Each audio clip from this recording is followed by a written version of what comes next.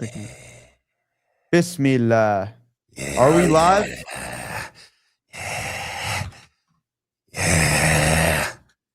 Yeah. Oh, we're live. It looks pretty good too. Yeah. Assalamu alaikum, everybody. How are you guys doing? Back in the house, dude. A little bit Back. different this time, but we're here, bro. The greatest duo in the world is back in the house, dude. We're back. We're live. We're here. Alhamdulillah, bro. what do you guys think of the new setup? Been grinding, nailing stuff all day, moved into a new apartment. Looks good, right?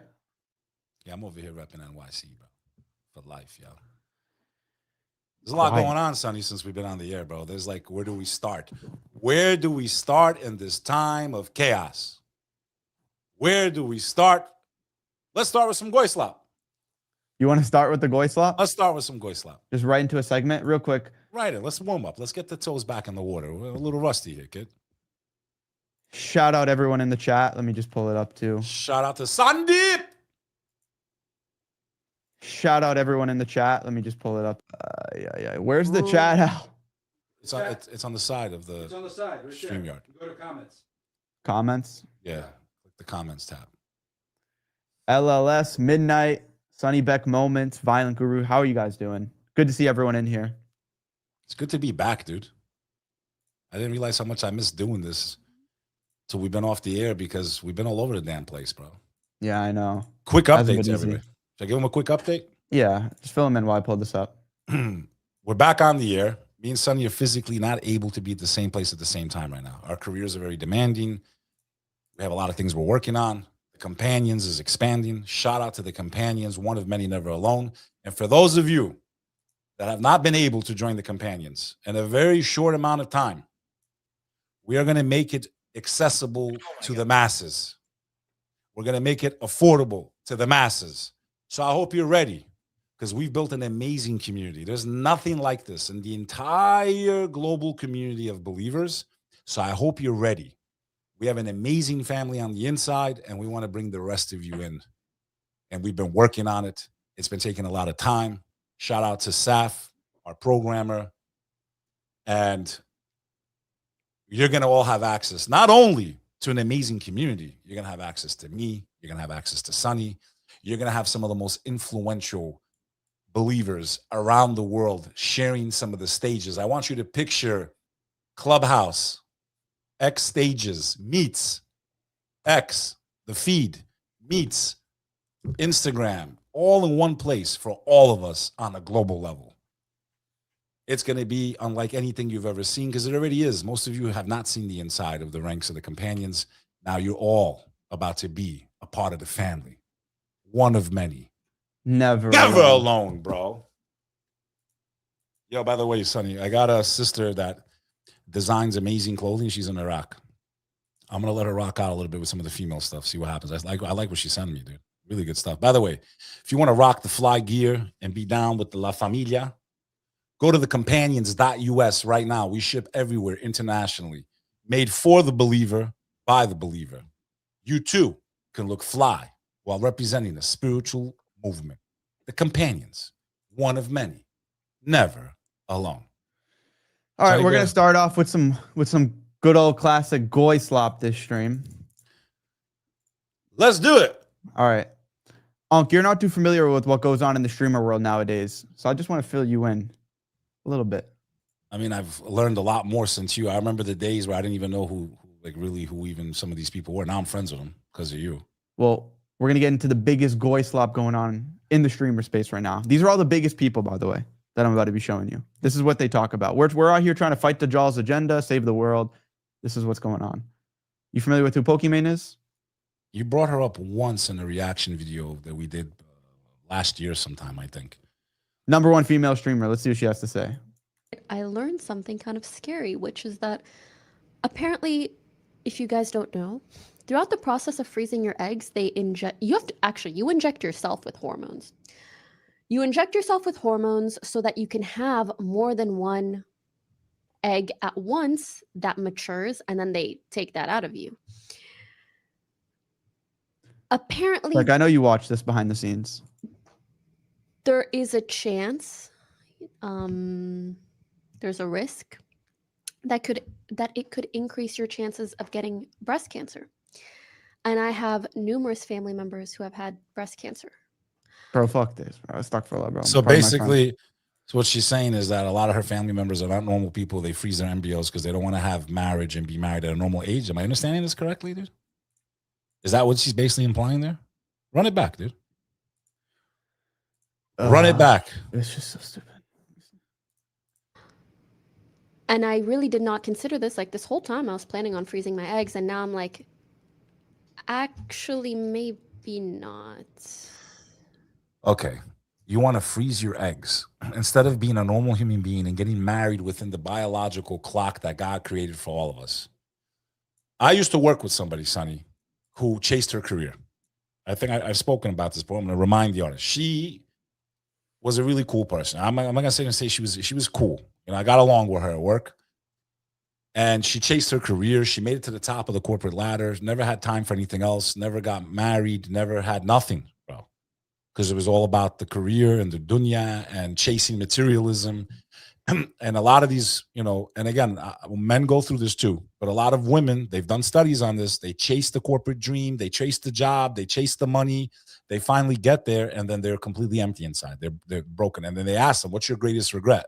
I wish I would have started a family. I wish I would have got married. They were too busy chasing. And you've seen that viral video, Sonny, where the girl's like, right during college, the guy came up to me and said, marry me. But then I was chasing my career. I just saw that clip again. It's gone viral a few times. And she's like, okay. Like, she's like crying hysterically because she realizes she missed that window with someone she could have loved and started a family with. It is in your nature as a woman. God created you with that instinct that's been suppressed to have a child, have a family. If you need to freeze your embryos, you got it backwards, dude. So getting back to the coworker, what did she do, Sonny? She froze her embryo. She went and had a baby by herself with some stranger. Didn't even know the guy. Never met the guy, nothing. She just got his seed, got herself pregnant with her own eggs, and has a baby by herself. And I hope she's not watching, but that's just cringe to me, dude. That's just so weird. But that's what they want. The machine wants women to literally just say, I just need the seed from men. I don't need to be a wife. I don't need to be a mom. I'll just get myself pregnant. They want to completely decimate the family structure. Women should be getting married and having kids within their 20s, period. Anything else is against God, against creation, against the system. What do you have to say about it? It's sad. I mean, I have family members in similar scenarios too. You know some of them. It's like just constantly climbing up the corporate ladder, same thing. And these women think they have all day, which is the sad part. But bro, I'm only 22 and it feels like time's flying by. It is, dude. Look at me and you, man. I don't even know how long we've even been like, look at what we've done in what? A year. It's just a year now. Like this week, we started a year ago. But not a year since we met, though. It's been like, what, 15 months, maybe 16 months since we met? Something like that. Yeah, but a year since we started content. And look at what we've done, dude. Sick, right? So for me, Sonny, it's, you know, speaking about the corporate ladder, I went through it as a man. So it's not just women. I went through it as a man. 80-hour weeks, working for a company, not even my own boss, not even controlling my own schedule, killing myself. I was nothing. I was expendable. I was one of the best employees there. Expendable, bro. Nothing. I was garbage. I get to the top. I start making the money that people wish they could make, okay? You're making $500,000 a year. Most people pray and dream of making $500,000 a year, especially if they're working for someone else. That's not easy to achieve. I got there. Bro, I was empty, bro. Empty. I started going in ambulances once a week. And it was from the stress, and it was from the unfulfillment and the happy. So I walked away from that career, and everyone cursed me, bro. My family, you're an idiot. You're a loser. What are you doing? Bro, I was miserable, Sonny. I was miserable because if you're not living up to your potential and what your gifts are that God gave you, you might get money, but you'll be very unhappy. And we know this. This is not some secret. And that's why I'm here today. And that's how I met you. And if I didn't jump off the ledge, and Al knows, Al's been with me since day one. They called me an idiot. They called me a loser. They called me a moron. They called me stupid. My own family, bro. And now the world knows my name, bro. And now I push back against the darkness. I've made relationships with people that people dream of just meeting them. Because you got to have faith. Faith is seeing the future, believing in something you can't see, knowing that it's possible. I know God's there. I see his signs. And I saw the signs within myself to pursue something greater than myself. And a lot of us don't have the courage. So I hope that this inspires somebody to break free. And you've already done it at a young age, bro. So that's the blessing, bro. Even for you too, having all that experience in the nightlife and making good money in the corporate world, is that you saw that it was unfulfilling. Because if you never experienced it, a lot of people always wonder, is that actually the key to happiness? Because we both experienced that by your 30s, me, my 20s. What did I realize very quickly, bro? The only point of life is submission to God. That's it. What did I tell you, dude? How many times have I said it to you, Sonny Boy? Look at me when I'm talking to you. Look at me in the camera, dude. Look at me. How many times have This is my only sound effect without. Oh wait, no, they work now. Yeah, they work. The top VIP of that does both of them at the same time. Are you not entertained? Listen to me. How many times did I tell you when we first met, kid, you're way ahead of the curve, bro.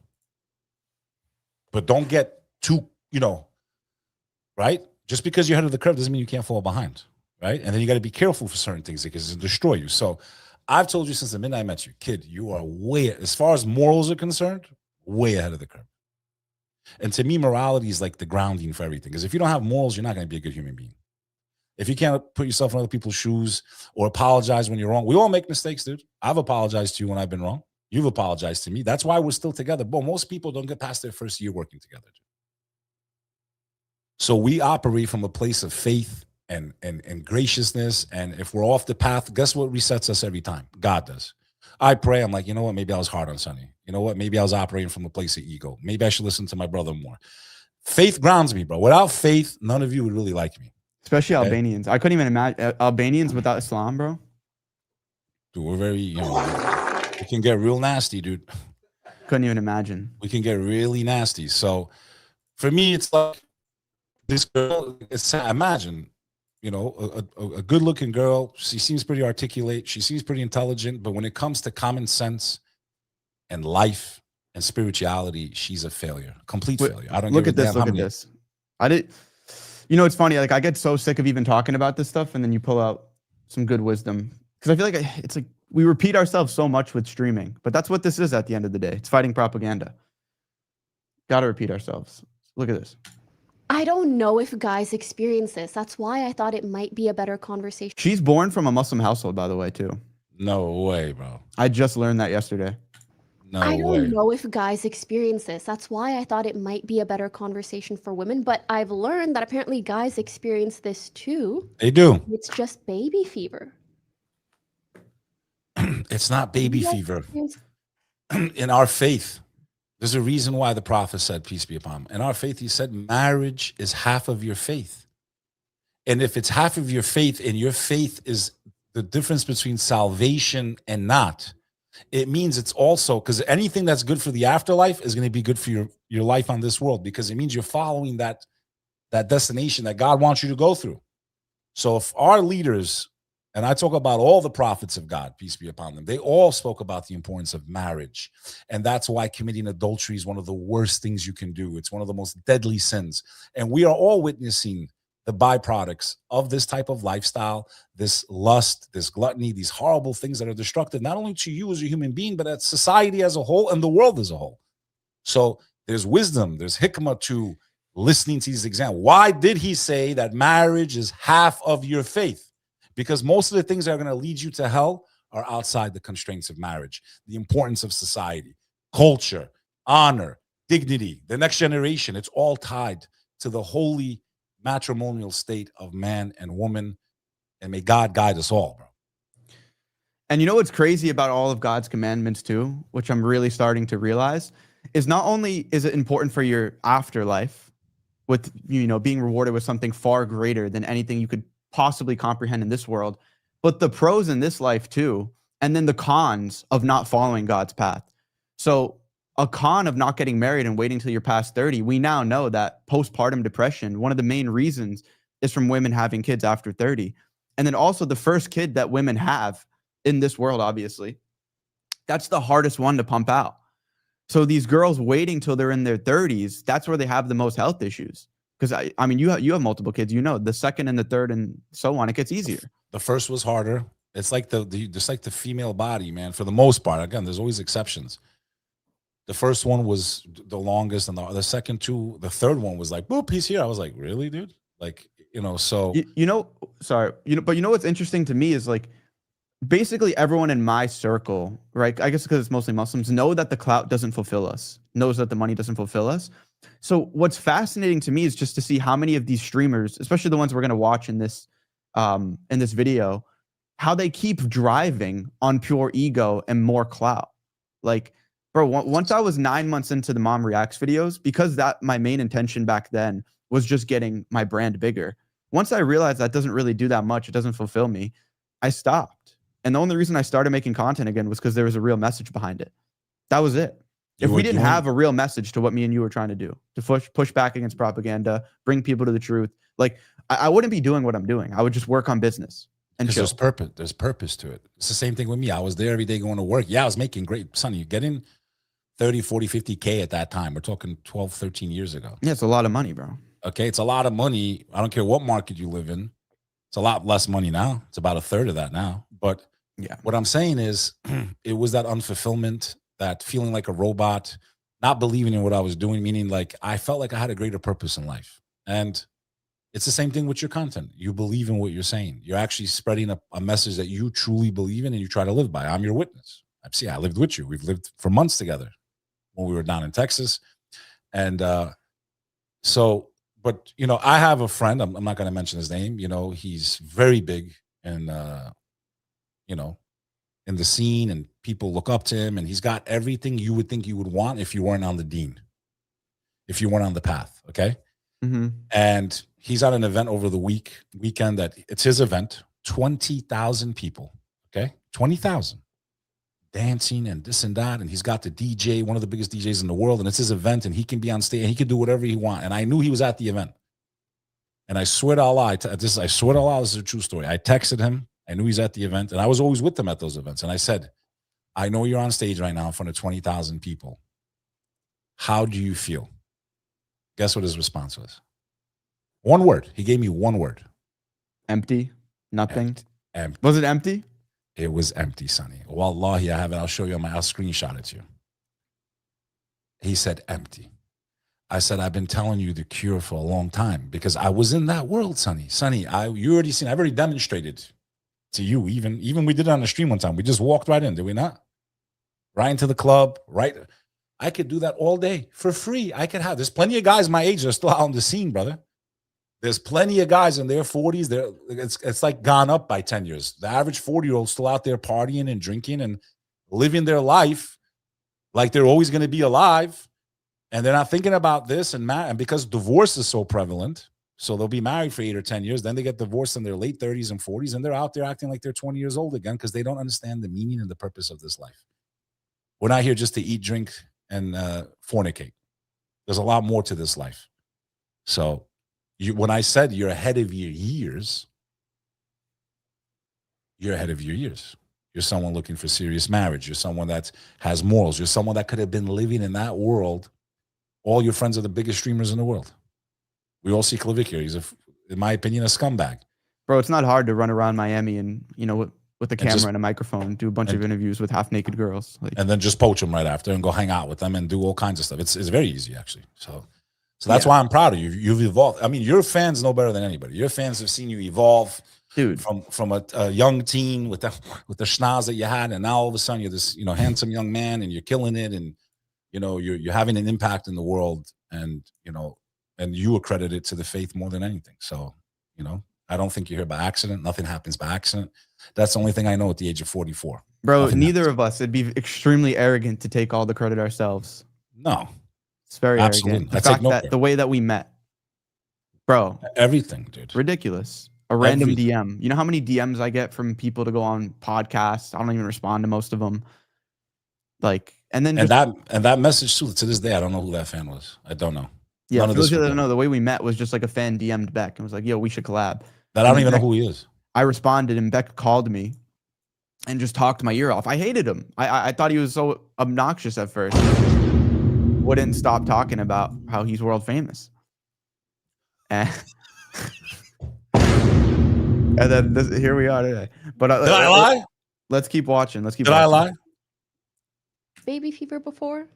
It's just like when it feels like your body is telling you, like, have a baby. Especially if you see one. See, like, it's surprisingly common. The thing is, I don't know if this is going to sound crazy. No joke, when I get baby fever, it's almost like I can feel it in my ovaries. But I'm also, like, I'm very hormonally sensitive. I have PCOS. Yeah, it's sad, bro. What's It's PCOS? sad. And there's another video about it too. I mean, we get the point at this. Like, she keeps like yapping about it. Like How she my- has baby fever. We've spoken about this. You've spoken about it a million times. But most of these influencers are empty inside, bro. I brushed elbows with the biggest celebrities in the world, bro. When I met them, I regretted meeting them. And I was like, this is who people are looking up to. Empty, dude. And when I say empty, they're running on, there's nothing in there, dude. They're soulless. Yeah. And they're miserable. And they're sad, bro. They're sad. They're so sad inside. They're in denial, or they act, they pretend in front of the camera. And you know, you've dealt with it your whole life too. Every streamer you met and this and that and all the bullshit. Yeah. There's nothing real about it. Yo, watch this. You know who Dean Withers is? No. He looks like he hasn't gone through puberty yet. He's like, He's the super liberal kid. He was campaigning for Kamala. how old is he? I think my age. Still doesn't have any facial hair? Bro, you see the white boys in America today. Short shorts and no facial hair. Short as hell, the shorts, dude.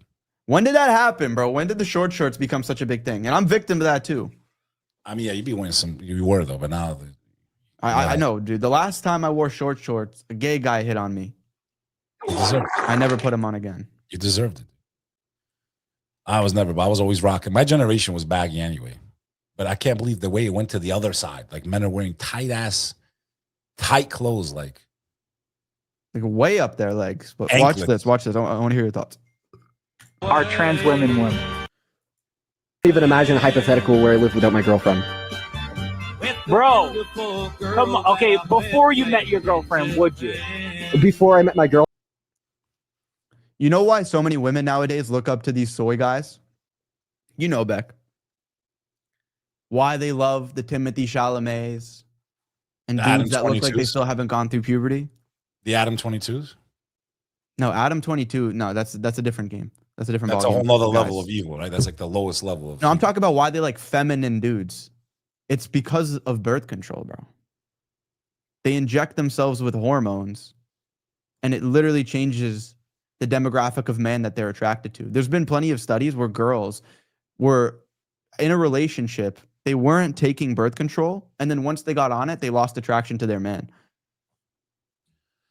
I've witnessed in my own life, not to get into details too much, that once someone went on it, it almost costed us the relationship.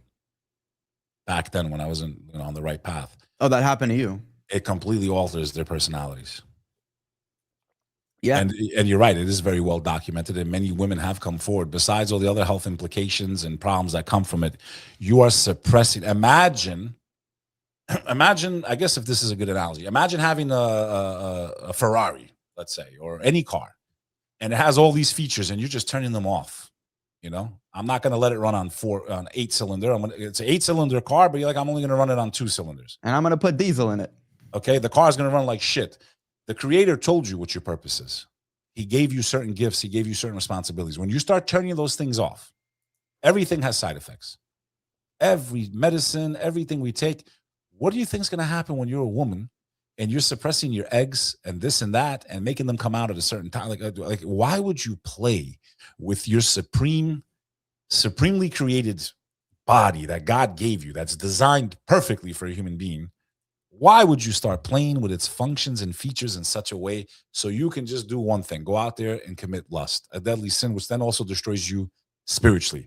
A lot of times these things will destroy you physically first, mentally, and then spiritually, or the other way around, spiritually and then physically and mentally. So if I was a woman, I would never, ever go on birth control. Even if I was doing things I shouldn't be doing, that would be the last thing I do. You know what else too? I saw someone in the chat mention the water. It's not even just the birth control. It's affected men too. Listen to my voice. I have a higher pitched voice, I'd say. Sometimes when I hear it back, I'm like, what the? Bro, you hear. Sometimes, not really. You got. I know, but You ever hear sports broadcasters from 50 years ago? And Yeah, Jimmy Robinson, he's going around the side, and like they used to talk like men. 17-year-olds used to go to war. So then there's also the aspect of the water, the chemicals that are in our clothing, in the dish detergent, our laundry detergent. It all has an effect on us. Land, air, and sea. And then they also pump the animals filled with hormones that we then consume. So generation by generation, we can continuously see not just the women being more in their masculine, which causes them to be attracted to more feminine guys, but also men becoming more masculine. 100%. Because it's like an XP bar where there's 100, right? So if a man is 100% and is masculine, he's naturally going to attract a woman that's 100% her feminine. So with men becoming more feminine, it means that women are going to be attracted to, as they become more masculine, it's like, let's say the women are now 50% masculine, 50% feminine. It's going to be the same for the man. Do you get what I'm saying? That makes sense? Yeah, I like the old school, bro. Who's popping these chats up? I think you did. Was that me? Yeah, by accident. Yo, Asmongold. We should call it Asgold. You want to get the one, not. You want to get the one, not that one. That's a piece of shit. That's the good one. This one? Yeah, that's the good one. This guy literally looks like a picture of Jesus Christ, bro. Not that that's how Jesus looked, but literally this guy could play in Passion of the Christ Part 6. This guy. Am I wrong or no?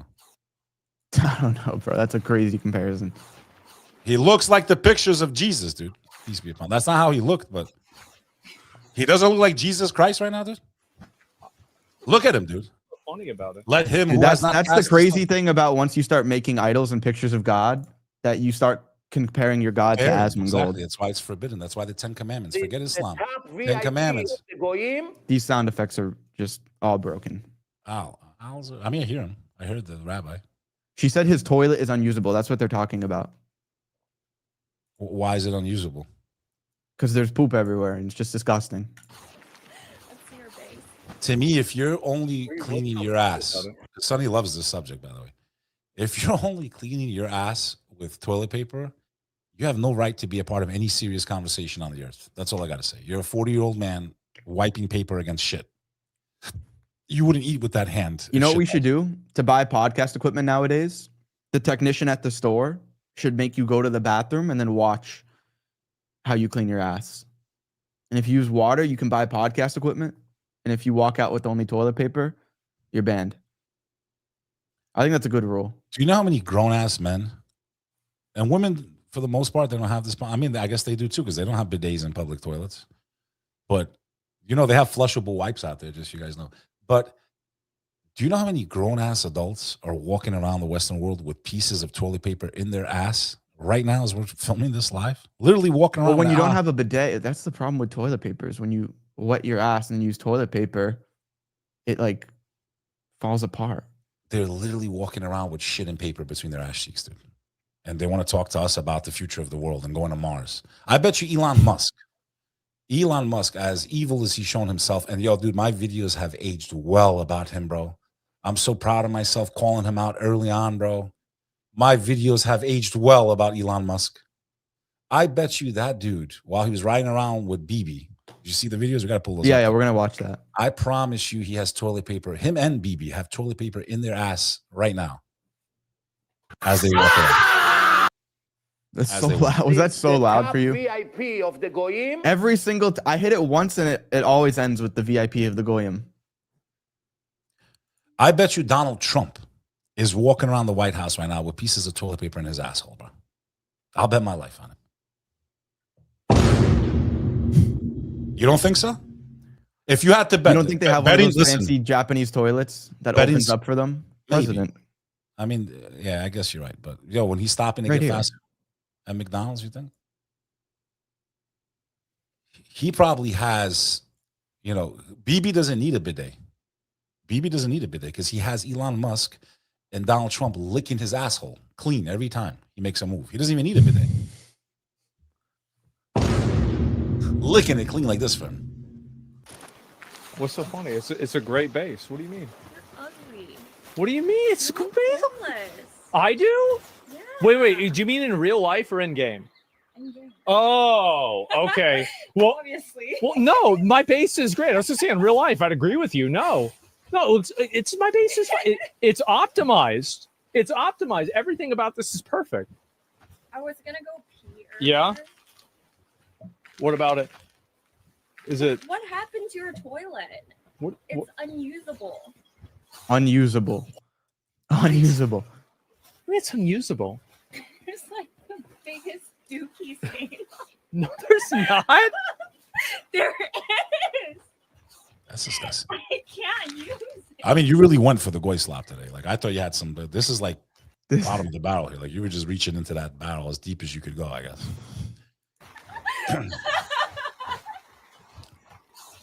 When do we get to play video games and make money? this is, by the way, this is the same guy that said he would rather send rockets to space than feed kids in other countries. Like that's a bigger priority to him.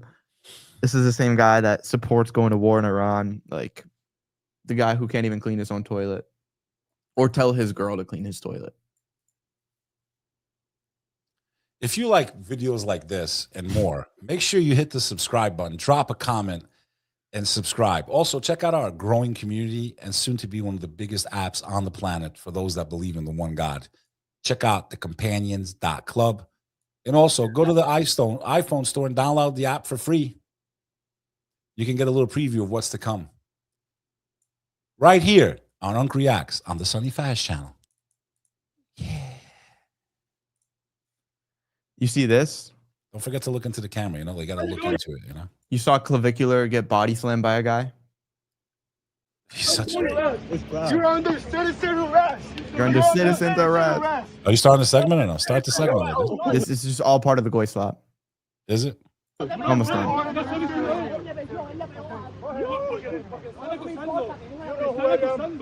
So what's interesting about going viral now is the way to blow up the most is by humiliating yourself. We've seen this with Clavicular, and just look at his excuse for, where is it? 1 second.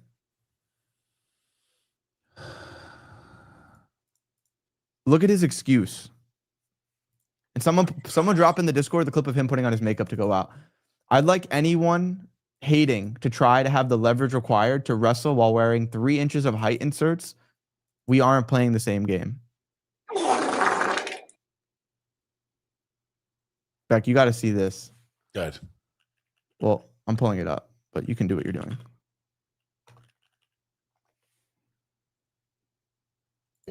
This is the most recent one. Look, this is how he gets ready to go out.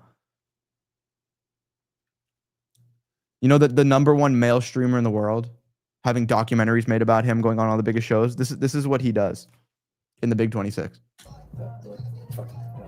Guys are assholes in the chat. Do you see this? No! He said no. He literally said no. Right. You do that too? What? I've never done it before. They get it orange. Let me tell you something, young generation. Let me tell you something. Shame on you if you follow this loser, dude. Loser, dude. Beta male, weak male. He's a weak male, bro. He's feminine. He's a woman, bro. He's not a man, bro. He's a bitch. And he should repent. This is how you blow up now, bro. You saw Dude, this he other is guy, Dean. 100% ops, bro.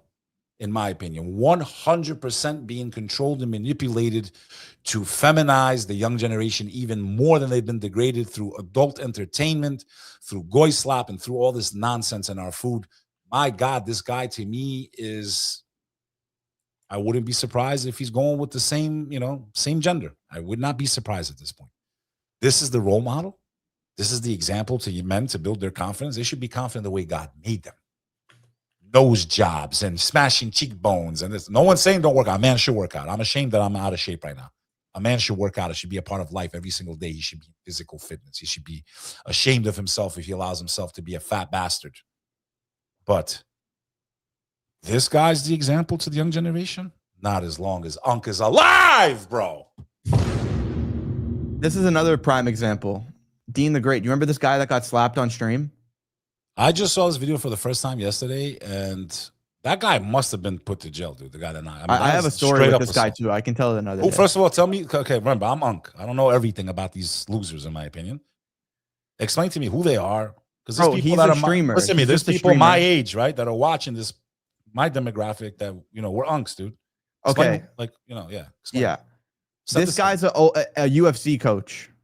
Actually, Back I have a story with him. I could tell another time. like This a is psycho. Dean. He's just a streamer trying to come up. So this is when he had like probably under 100 viewers on his live streams.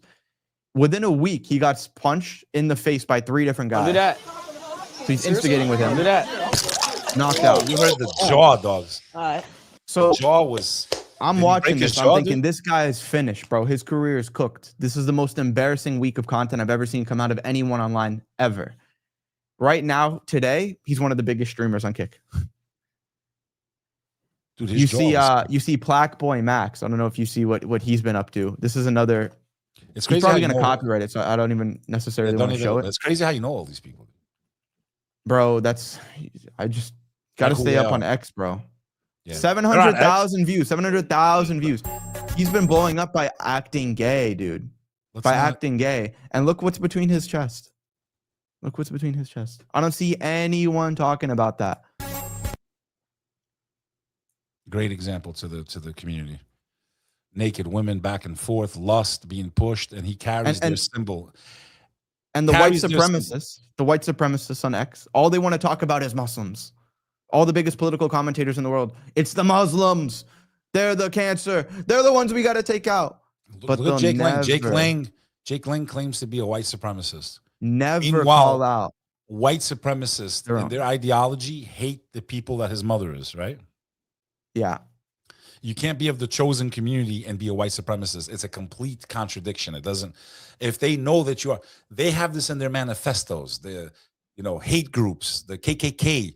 Literally, you cannot be of their faith or their, whatever they consider themselves, their religion, the chosen ones, and be a white supremacist. That's what people need to know about Jake Lang. Is he really a true white supremacist, or is he there to inspire people to become white supremacists? I think it's the second. I think he's there to inspire people purposely to create chaos in America, hatred and violence and targeting of different nationalities, groups, and religions. This guy needs to be exposed.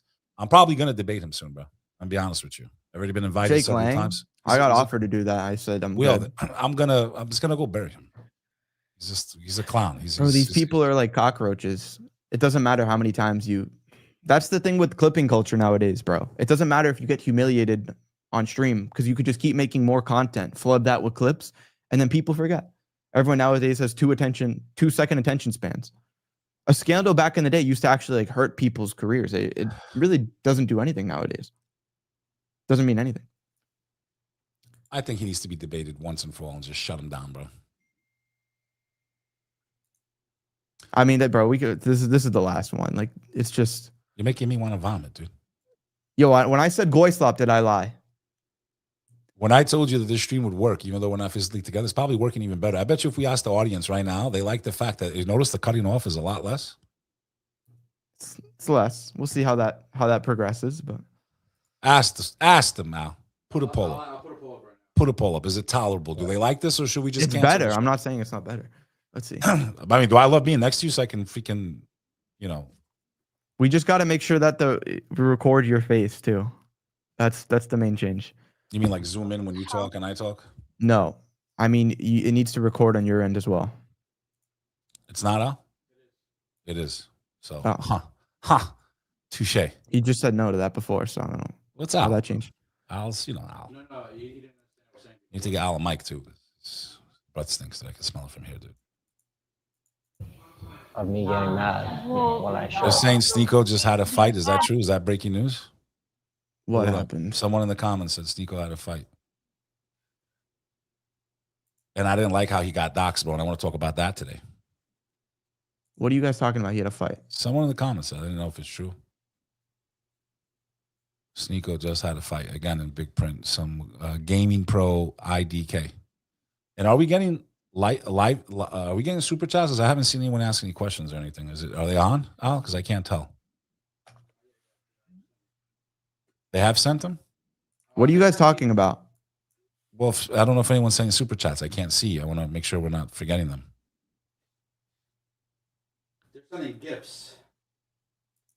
Nah, I think you guys are tripping. Well, this person that's writing this, like, where is it, dude? I don't see it. You know, if you start putting false information in here, dude, you're going to be in timeout. When you put something in the comments, you better have receipts, dude. And don't waste our time. We're on stream. time them out. Wasting my time. Time them out.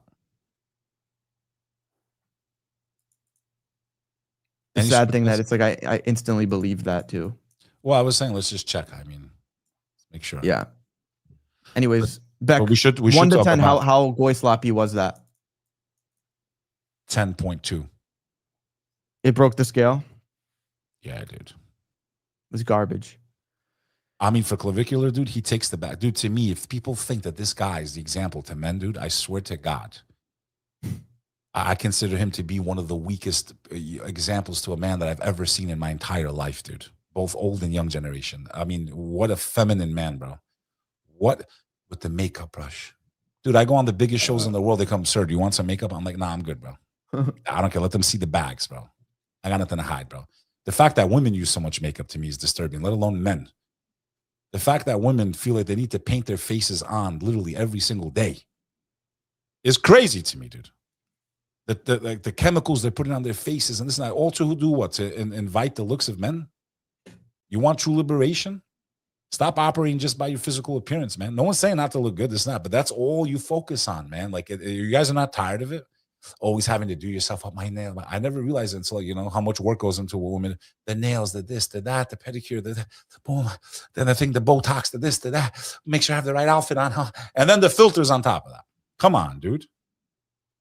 That's like enslaving you, dude. It's like taking so much of your time and resources on something that's so shallow in the end. And something that probably won't keep a man in your life. I promise you. Probably won't. 50 AED. I missed you guys a lot. May God bless you too. Syra from the Companions. Shout out, Syra. Shout out to one of our sisters in the Companions, dude. I don't know if she was on the call today, but we got big news coming, man. We're not going to announce it yet, but everyone that's in the audience, be ready, man. The Companions expands. Now. So that ends this segment. Let me see. Yeah. So if you want an opportunity to join the Companions, we have an entire app now. We're off Discord. Click the link at the top of the description. Come learn. This is going to be the last opportunity for a while to get inside of the Companions. So click the link at the top of the description, download the app, sign up for the call, and we'll see you there. One of many. Never alone. Super chats, bro. What do we got, Al? Just that one? I saw someone else send $2, no? They probably did. You better keep track, Al. I don't know if that's an Albanian. Okay, that's an Albanian. I will translate it, not word for word, because it's a little filthy. Put it back up again, please. Basically, he said, Milo Kanachi Tamar Marsha. Klav Iroft. I won't say that word. They talk of it. So he basically said, I hope clavicular gets pretty much by a bastard. Or he said this. Thank you for your super chat. Basically, he said Klav is a loser, dude, is what he said. Of the lowest kind. Shout out to the sheepays worldwide, by the way. By the way, Sonny, we have a lot to talk about, dude. The Flamingo Revolution is still going on, dude. They're still protesting, huh? Oh, they're pushing almost 2 months now, every single day, every single night, bro. Actually, there was a protest today, man. I was going to try to. It's actually going on right this second. I think it started at 2 o'clock in front of in Manhattan. Yep, bro. The people are, bro. It's either now or never, dude. Can we pull up? Speaking about Albanians, I want to cover a story with a friend of mine that we haven't spoken in a while, and he did something very brave. And the UFC, in my opinion, they robbed him. They completely robbed him. I'm not the biggest sports guy. I want to cover the Denis Bezukia fight in Belgrade, Serbia. He walks into a stadium of completely packed with Serbs. They're calling for his death. They're calling for the death of all Albanians. And they said he tapped. And I promise you, dude, I'm not even a UFC guy. I'm not saying it because he's Albanian. I'm Albanian. I think anyone that can look at that can see that he did not tap out with only 10 seconds left to go. He was trying to get leverage on the guy's thing, and they just made the crowd happy is what they did. So there needs to be a rematch. I don't know if you saw the clip, bro. When was this fight? This weekend. And they robbed him, bro. They straight up robbed him, dude. I don't care. It's not about being Albanian. I'm gonna ask you as a non-Albanian. Just watch the clip, bro, and tell me that he tapped out. Al, do you have one to send him? Wait, who's he? Who did he fight? He fought some Serbian dude in home territory of Serbia. They're wishing for death. He had the balls to go there, dude. I give him. You know what that is? Dude? That was like when Rocky Balboa walked into communist Russia in Rocky IV, but times 100. That's what the hell that was. Dennis. B-U-Z. No, I found him. I just can't see the fight. Maybe on IG, bro. Clip or X. Let's see if I can find one on X. Let me see here. They robbed him, bro. Wallahi, they robbed him, bro. Yeah, I have a clip here. I think I found it. Did you find it? You ready? Yeah. Did the start like this? Can I start the segment? Let me start this. Yeah. Did the UFC rob Denis Buzukja in his fight in Belgrade, Serbia, against the fighter Bogdan Grad? You be the judge. So this is an Albanian guy that was fighting with a bunch of Serbs. Bro, he walked in to Belgrade, Serbia. That would have been like if you were Jewish walking into Nazi Germany with the Star of David on your back. Okay, that's the energy that's in that room. No, I'm serious. And they're all chanting for your death and the destruction of your people. And he had the courage and the balls to go there. And what makes me sad is that he really didn't. If you look at it, he did not tap out, dude. Play the clip, dude. La rodilla. Mira, aquí se derivó, digo, el error. Double overhooks por parte de... Sí, mucho tiempo agarrando esos sabores. He's in the red. Is this the right fight, dude? I don't think that's the right fight, dude. Is it? Okay, yeah. Maybe lower the thing so they don't nuke, because the UFC loves nuking clips, dude. Where's the tap, dude? Show me the tap. So he's got him like this. There's how much time left on the clock? Like 10 seconds? Is that a tap or is that a touch? No, that's him grabbing the leg, dude. If you're tapping, you're going to go like this, dude. They all go like this. What do you think? Mucha presión. Estaba queriendo empujar la pierna. Is that a tap, dude?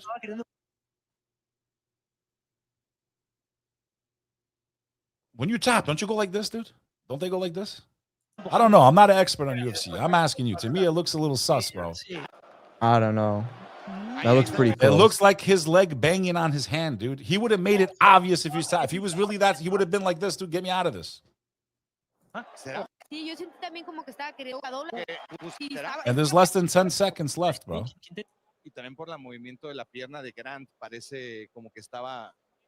don't know. It's a pretty mid segment.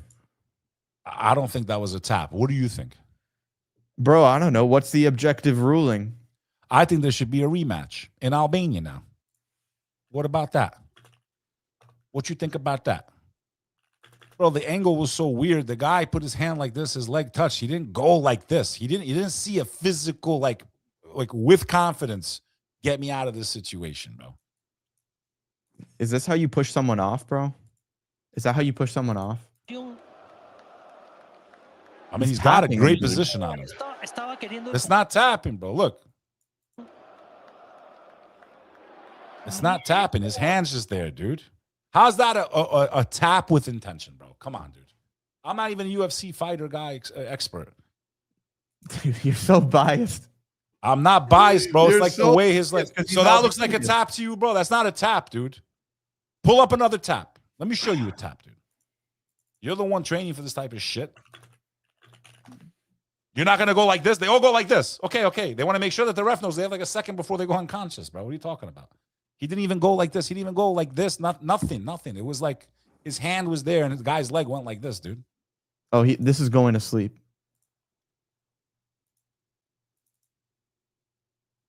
Watch the taps, dude. Watch. And you tell me that was a tap. Good. Where is it? Where's the tap, dude? I mean, this is going to be a more obvious one.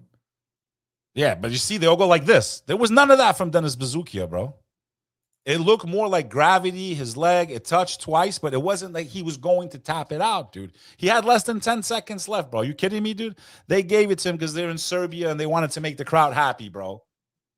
Yeah, that's close. I don't know. And meanwhile, Dana White's meeting with Vučić, who the entire Serbs are like protesting to get him out of Serbia, bro. They've been protesting against Vučić for over a year right now.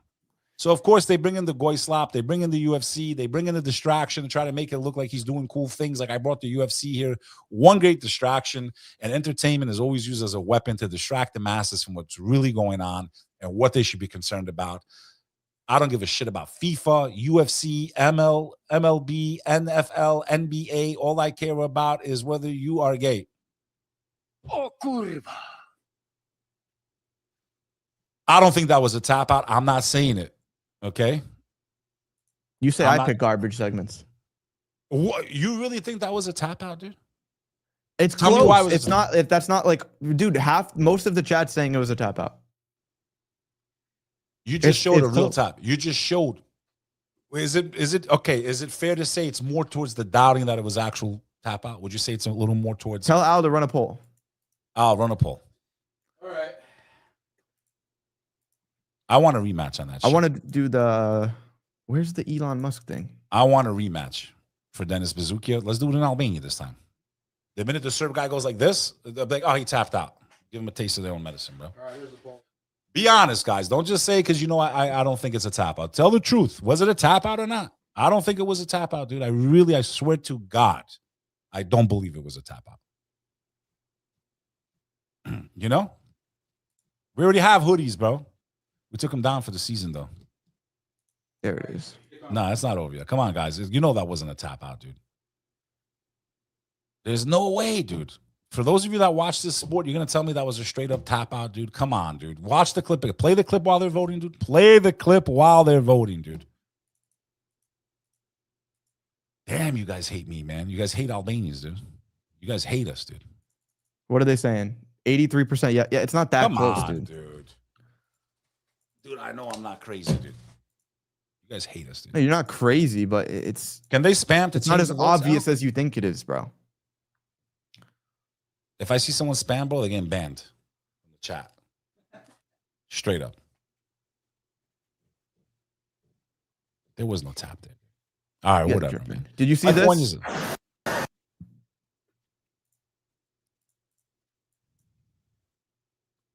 And then Dennis spoke about it. He said, go to his Instagram, dude. He said he didn't tap. He said there was no way in hell. There was only 10 seconds left. I would have died. You understand what it means to be an Albanian and be in Belgrade, Serbia? You're going to die. You're going to go to the point of being unconscious. You're No, going to. I'm not. And I saying know it's- I spent a lot of time with Dennis long before he went pro. All right. Connected him with capital T and this and that. He's still on my wall. We hung out with Mob Deep Havoc, long before he got into the UFC.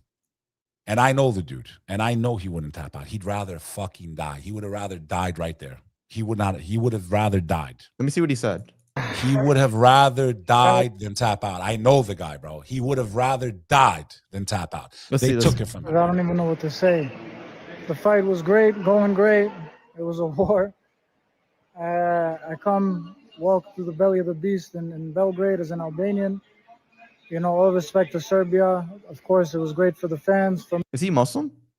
No, he's Catholic. Remember, Albanians are mixed, bro. I know. I'm just asking. me, All great different energy. religions and And the ref stopped the fights with no submission, but no tap. So sometimes God's plan is different from ours. I don't know what to say. No tap. The choke wasn't even in. 10 seconds left in the round. It was 1-1 going into the third round. It would have been. I started getting my distance and hurting him, wobbling him, and I felt him fading. But all respect to Bogdan. He's an amazing fighter. But this is life, I don't know what to say. I came rematch, dude. Straight up rematch. It's close enough to call for a rematch. All right. It's a rematch, dude. Let's do it in Albania now, Dana White. Let's do it in Albania now. Actually, let's not even do it in Albania because let Albania. We just had Kanye there. Fuck that. The Albanians are in the Flamingo Revolution. Let's do it in Kosovo, bro.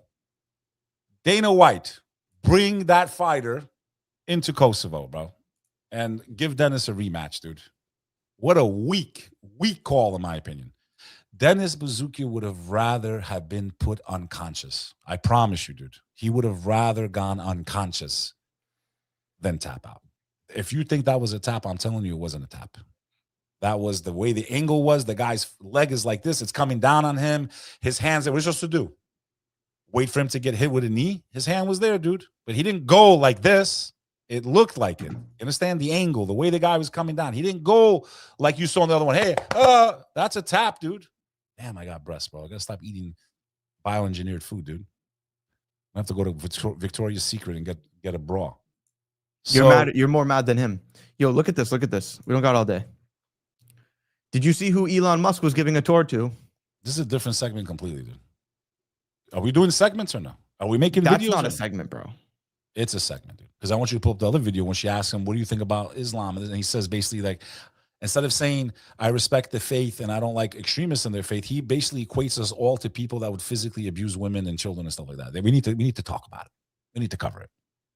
So let's make a segment on Mr. Elon. Mr. Fake On is what I call him now.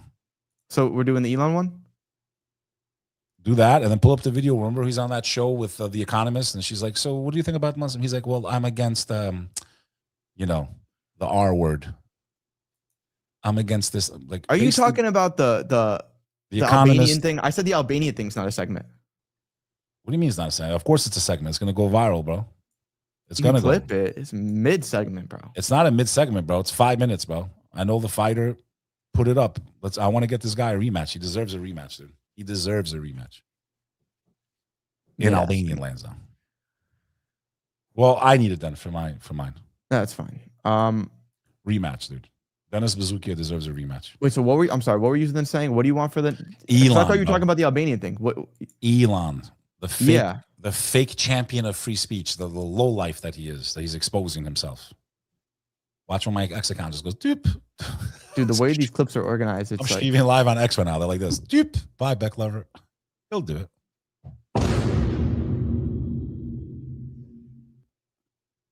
In any event, I want to send congratulations to Dennis to even have the courage to go and do that in their home turf. And, you know, I think it was taken from him. Maybe he wouldn't have won the fight, but he definitely didn't lose that fight based on the tap. So I think he deserves one more shot in and against that same opponent. All I got to say about that. all right. Look at this. So they're saying 𝐶 had a fight with CDRT. Check it out. That's another person in the chat saying that. Can you pull it up just to verify? What is this, bro? People go, you need to plan the stream in advance. What do you think we're doing, dude? We literally are in 2 different states. New software for the first time. Al is, Al. And we're lucky we're even here, dude. It's our first stream remotely ever. We've been doing the show for over a year, dude. Welcome, dude. Cry about it. Womp womp. All right. Did you see who Elon Musk was giving a tour to? Sounds like Elon Musk is being given a tour of what they let him have control over.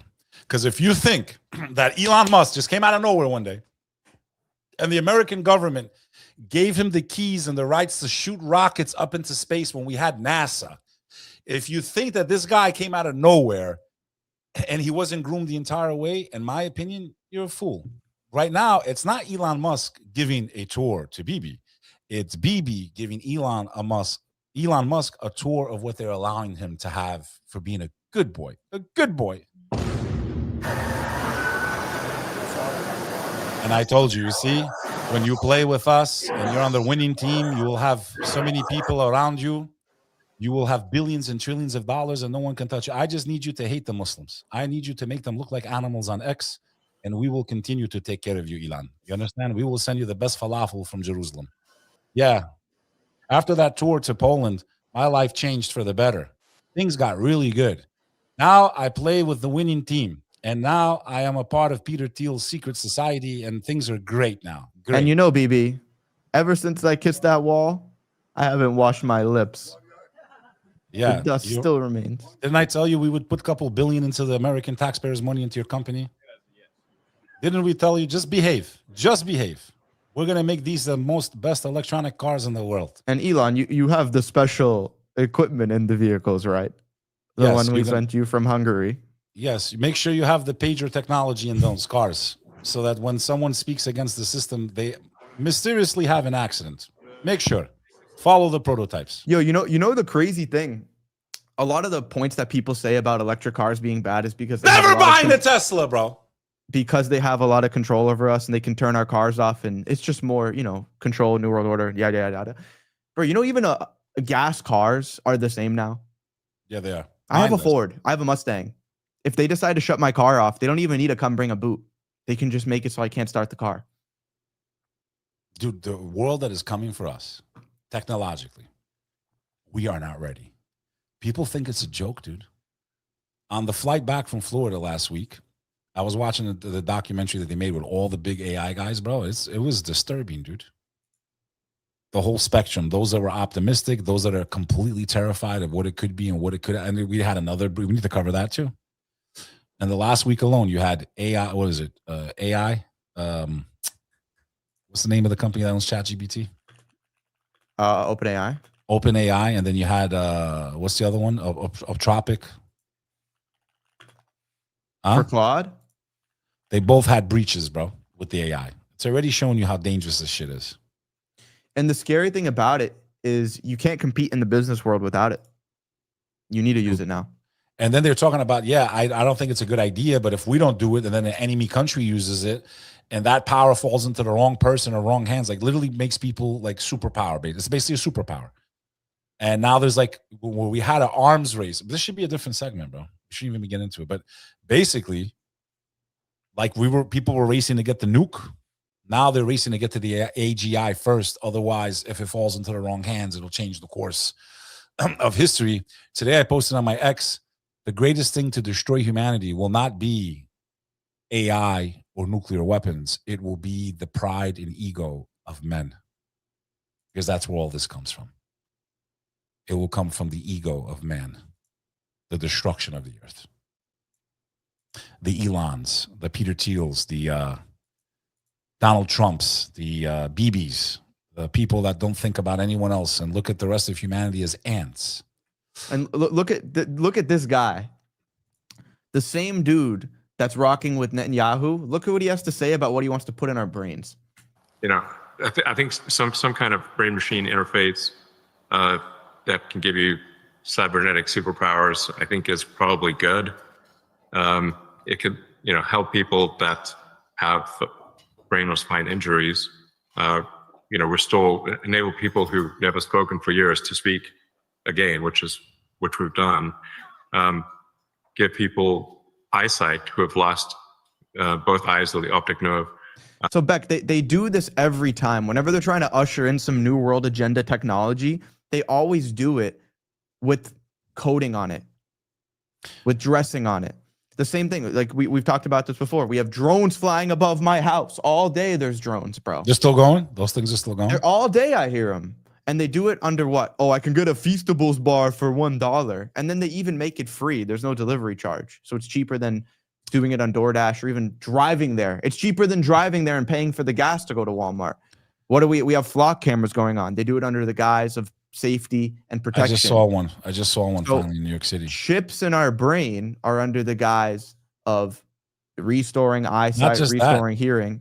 I mean, Sonny, you know, there has to be some good, right? If there's no good attached to it, nobody's going to use it, right? So the fact that, yeah, there's things that AI are going to do, and that even the documentary covered it, right? Which I love. I'm not going to lie. Like the fact that children in rural villages that would never have a chance of going to school, they could just literally have a AI bot there that would teach them everything, right? Wow. Which is amazing. Or surgeries that they could never get because of, you know, another country, right? It's going to change a lot of things in a good way, right? Mm-hmm. But the problem is what can come from it and the evil and all this other stuff that can come from it. And if it falls into the wrong hands, in my opinion, the risk outweighs the good. And it's not worth even developing anymore. But Beck, the problem you know is what's funny? You see the #1 movie in the world right now, The Odyssey. You didn't see it, right? I didn't see it because unless they're mentioning the ancient Illyrians, one of the most ancient people on earth, the Albanians ancestors that played a very big role in that entire region, I'm not interested, bro. So in the Odyssey, you're familiar with the story of the Trojan horse. So people go to the movies and they, how did they fall for this back then? You have beef with these guys. You let this big horse in. You don't check what's inside. And in front of our eyes, they're not just Trojan horsing a couple guys that are come burn some stuff down. They're Trojan horsing in front of our faces are literal destruction. And we're cheering it on with excitement. And it's not even a good Trojan horse. It's obvious. Everyone knows. We even know who's pushing it in. We know they're evil, and we're doing nothing about it. They're pushing it right in, dude. Literally right in, dude. And you got no choice but to take it, dude. Gonna make him an offer he can't refuse. You got to take it. You know? Or maybe you've never even seen at all, blind from birth, by direct interface to the optical centers in the brain. You can actually restore eyesight or give people eyesight that they've never had before, and you can enable people to walk. The way he talks. And these are kind of Jesus level things, you know, like Jesus like level. Pause. Yeah, he believes in Jesus, right? Jesus level. Basically saying to the Christian world, godlike. Godlike. You know, when I look into those eyes of Elon Musk, bro, and he's speaking, this is what I hear. I saw the look in his eyes. This guy is crazy. He's fucking crazy. That's how I feel when I see Elon Musk. Okay? Straight up. Okay? Straight up, dude. You understand what I'm saying to you, dude? Oh, I get what you're saying. We're so in trouble, dude. Like when they're talking about the brain interface and the this and the that and the cloud and the Starlink every day is getting spread more and more all over the earth, bro. It's time to sound the alarm, dude. It's time, dude. Welcome to the Purge 2030, where you will be controlled, where every aspect of your life, if you think you're going to still have free speech, dude. Did I not say this, Al? Did I not say this on the podcast before I even met Sonny? Did I not say it's only a matter of time? It is only a matter of time before they push the button. That's all it is a button. They're already, in my opinion, suppressing certain speech and conversations and open discourse. And it's like they're just giving you enough not to rebel against the machine because they want to build the machine first. They want to put the Starlink up, get all the robots up that did you just see the humanoid bots coming out of China, dude? They look like people, dude. Literally. They want to get the machine up, get the cloud up, build the system, and then they're going to pull the plug. They just want us to behave as best as we can until they finish. So they're trying to act like, no, like we're on your side. Like they're trying to delay. Like it's kind of like when you're like a confidential informant or you're undercover law enforcement and you're with the criminals and you're just trying to like buy some time before the feds kick in the door and you get them, you take them all down. But they're doing it in a different way. They're leading us on. They're not collapsing the entire system yet. They keep delaying. They're postponing. They're definitely not going to pay off the debt. It's pretty obvious at this point. So they're pumping the balloon as much as they can, and they're hoping it all doesn't just go up and to smoke while they build the prison around us. They're literally building our digital prison right in front of us. They've already completed 90% of it. It's 90% done. It's coming for all of us. I promise you. I promise you, you're going to be living in a very different world where you're going to wish you weren't even alive. I promise you it's coming unless humanity unites now, once and for all. But, you know, as long as Kanye West is more important than Kim Kardashian and sports and that, we're dead, dude. We're dead. For those of you guys in the chat that are saying Elon still has a chance, he's still good. This was Elon Musk's profile picture for well over a year. It's him wearing a Baphomet, which is a well-known sign of occult knowledge and Satanism. Same guy. Who's this from? From Jeffrey Epstein, sent to Elon Musk. Thank you for the tour, Elon. You would have fun at Christmas. That's crazy. Why are they celebrating Christmas, first of all? That's crazy, dude. Jeffrey Epstein mentioning the word Goyim thousands of times in emails. That's Neither of them crazy. believe in Christianity. Celebrating God's birthday? Sounds a bit sus. Yo. It still works.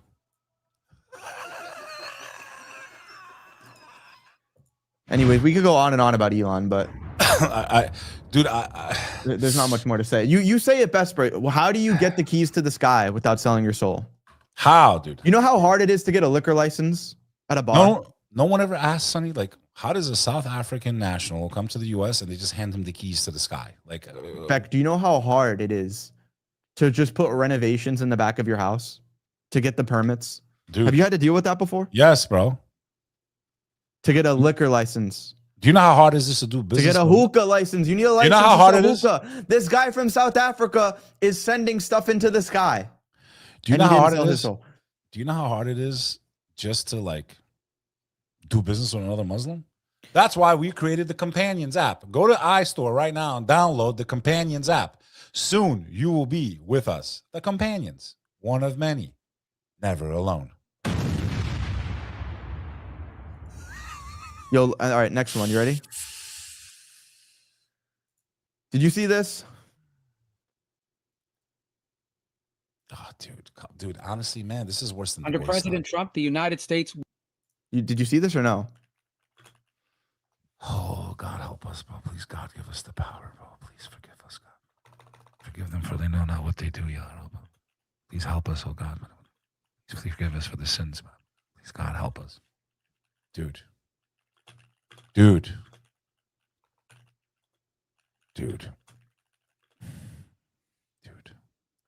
Just the 3 seconds of watching him talk, my blood pressure, I swear, it just skyrockets, bro. Go ahead, dude. Go ahead. So, this is Marco Rubio.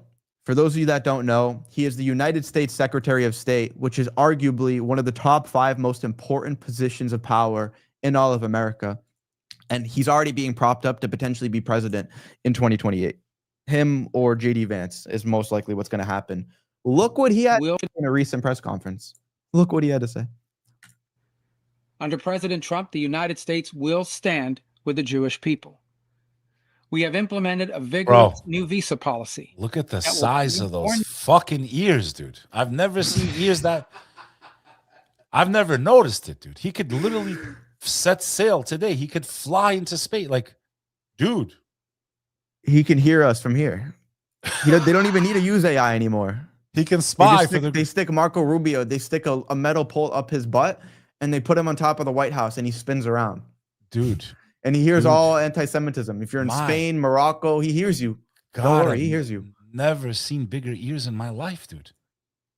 Sorry for interrupting. Just look what he has to say, though. Under President Trump, the United States will stand with the Jewish people. We have implemented a vigorous new visa policy that will prevent foreign nationals from coming to the United States to foment hatred against our Jewish community. We are holding international organizations and nations accountable for rhetoric against Israel that resurfaces in the manifesto of monsters like Iran and Sarah's killer. But we do see an eventual light at the end of this long tunnel of suffering. One can imagine a Middle East in which the Abraham Accords eventually reign. So thank you for the opportunity to address you. And meanwhile, he pushes so much anti-Muslim and anti-Arab hatred to 2 billion people, dude. And he should be fucking ashamed of himself, bro. He really should, man. He should be ashamed of himself. Did you see when he gets called out and the guy comes in? Yeah, I'll pull that up. You have that clip? Yeah. Dude. You know, his parents are also from Cuba, too. So his parents weren't even born in America. They came in the 50s. Cooked, dude. Insane.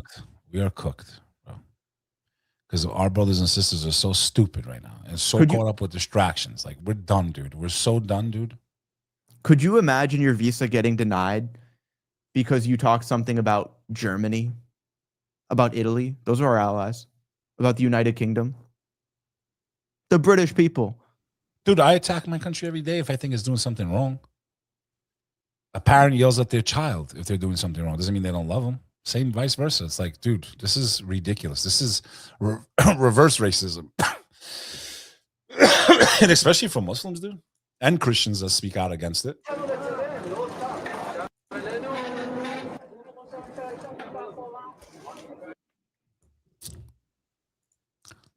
I don't know, pattern recognition.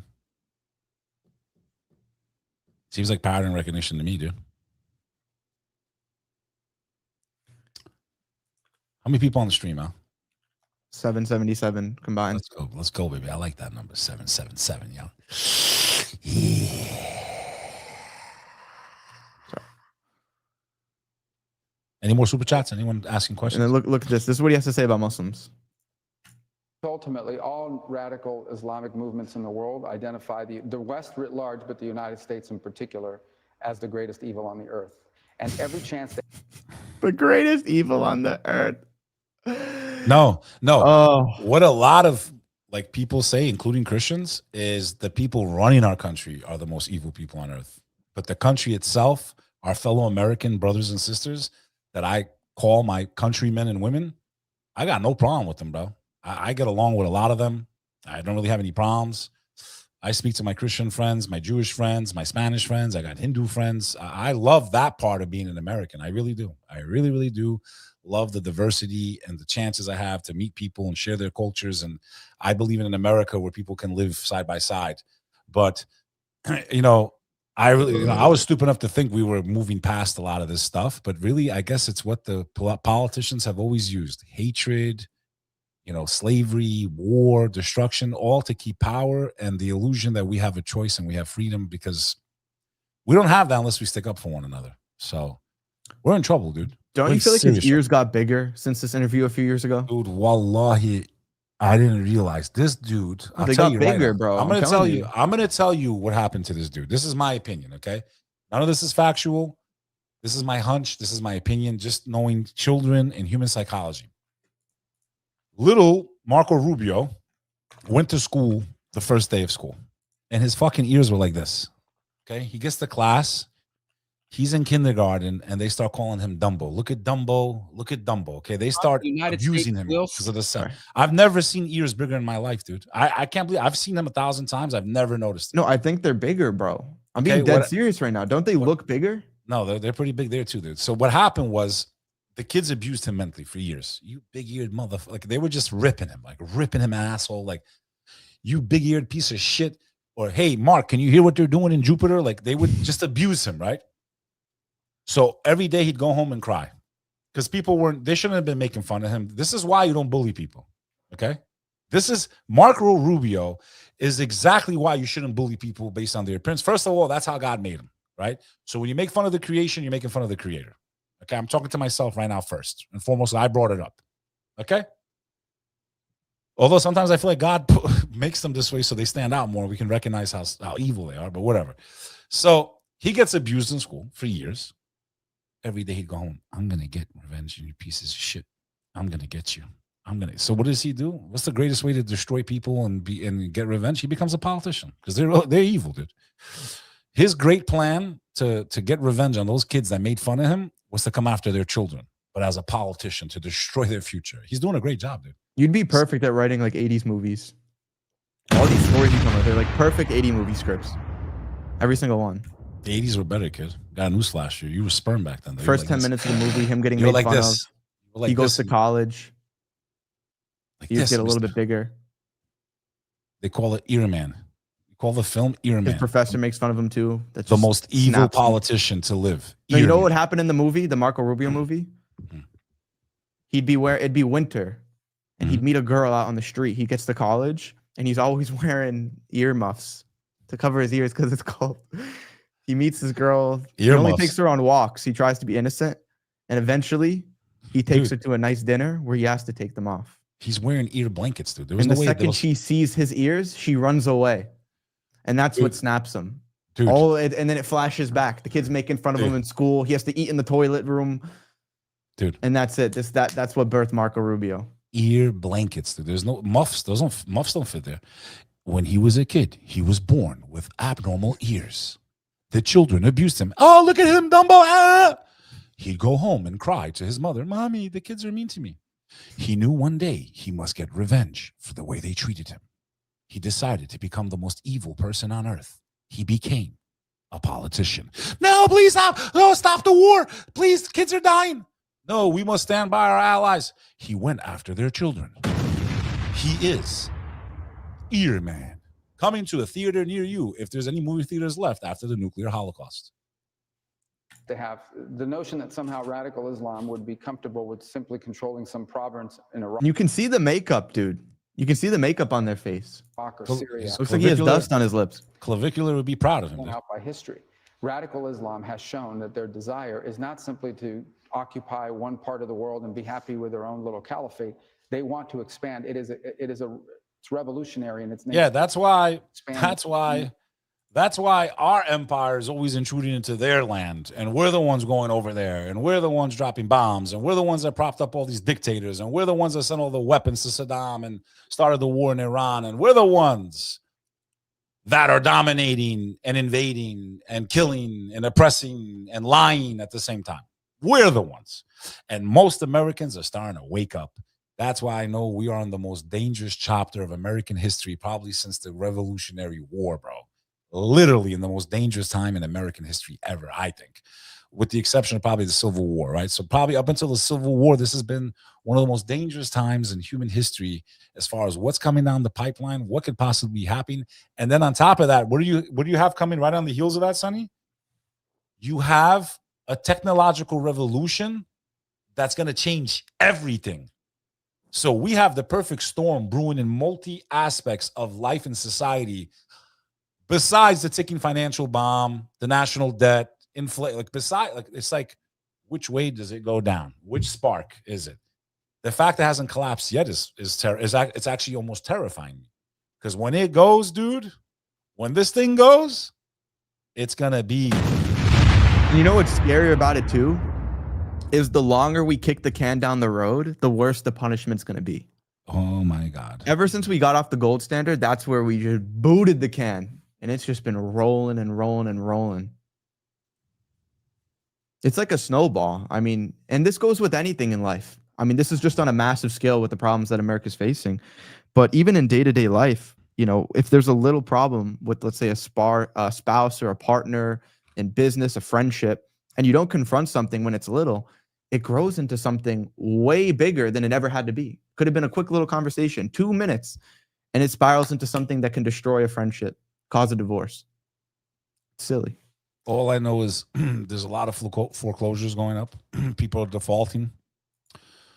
There is a ticking storm, time bomb, right behind us, dude. And it's right there, dude. It's I'm telling you, dude, 2027 is going to be a year, and Allah knows best, God knows best, I think, of catastrophic consequences financially for the American people in the West.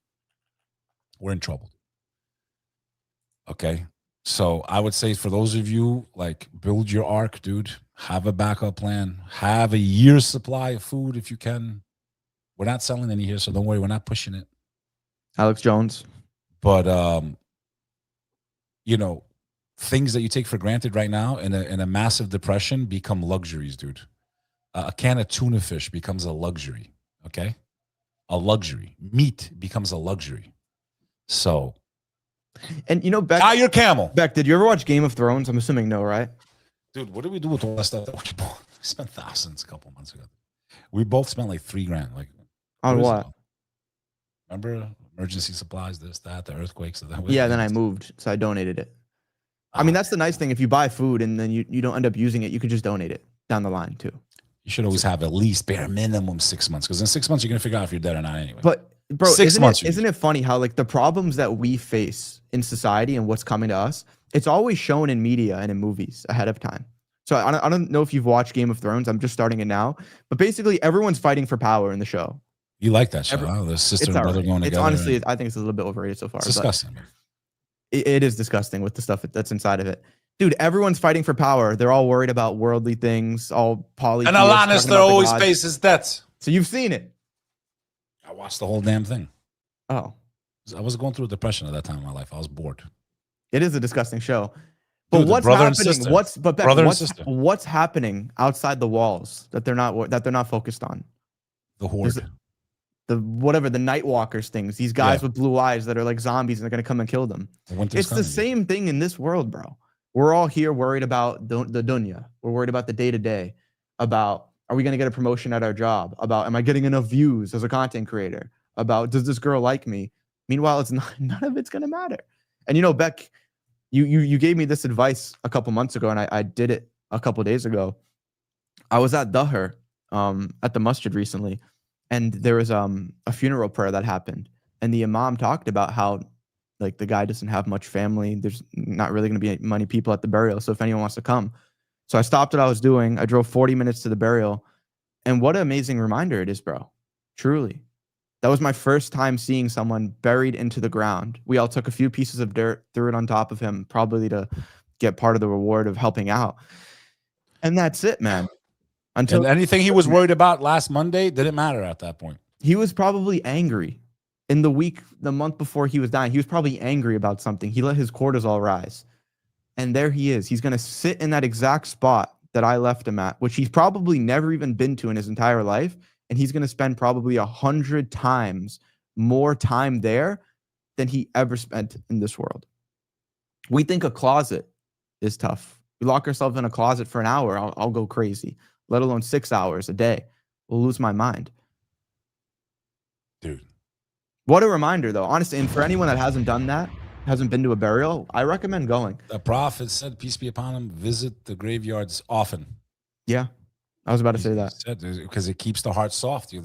How can you fall in love with this life when you know you're going to leave it? How can you fall in love and be? That's why these people are sick, dude. These politicians, these billionaires, they're sick, dude. They're beyond sick. But these sicknesses are described in the Torah and the Bible and the Quran. They're described. Pharaoh is the greatest example of this. What absolute power can do to someone. It can make them literally think that they're God. Meanwhile, when his time came, he's like, I believe the water drowned like a little bitch. And you know, it's crazy. He's an art exhibit now. He's a freaking art exhibit. He's a even the arrogance to the last second. The water was opened up for Moses, and he thought it was for him. Look at me. I'm your king. I'm your God. Look at the water, what it does for me. And the second Moses and his crew got across. I believe in the God of Moses. Too late, dude. Finished. Cooked. And you know, he still only said that out of arrogance. The God of Moses. He didn't just say, I believe in God. I believe only my creator is worthy of worship. The God of Moses. The Lord of Moses. He's cooked. So even his shahada still had arrogance in it. Literally cooked in eternity. Anyways, thank you guys so much for watching. These are the people running us. Don't be arrogant. The disease of arrogance. That's why the prophet hated even a mustard seed of arrogance, because a little bit of ego can lead you to a lot of destruction in life. We've all grappled with it at times. I used to be a very arrogant man when I was younger. So a mustard seed, it makes a lot of sense, because that little seed is enough to infect the rest of your being, your heart, your soul, everything. You better check yourself, dude. And the diseases of the heart are not noticeable to you when you're infected. Because a lot of times, arrogant people don't even think that they're arrogant. They don't know that they're arrogant. They don't realize that they're being arrogant. They don't realize that they're being full of pride and ego. And they get this false sense of, I did all this. I deserve to be respected. And, you know, like I said, the prophet said there's two wolves, peace be upon him. The wolf of the one that chases just money all the time, that neglects their family, doesn't make time for their children. Okay, I've done that at times, chasing the career. That is one of my greatest regrets with my first child. One of my greatest regrets was the amount of time I lost with him that I can never get back. Those moments at baseball and all this other shit that really is not important. And then the second one is the one that chases status and does things for the wrong reasons and to be boasted about by men. None of this shit matters, dude. You see us every time people come up to us in the masjid, man. Can I get a picture? No, you can't get a picture. Why? Because only God should be adored in this building. That's why, you clown. Don't ask me for a picture inside of a mosque. Ever. Ever. Just so you guys know, you could clip this. Don't ever ask me for my picture inside of a mosque. Ever. It's an insult.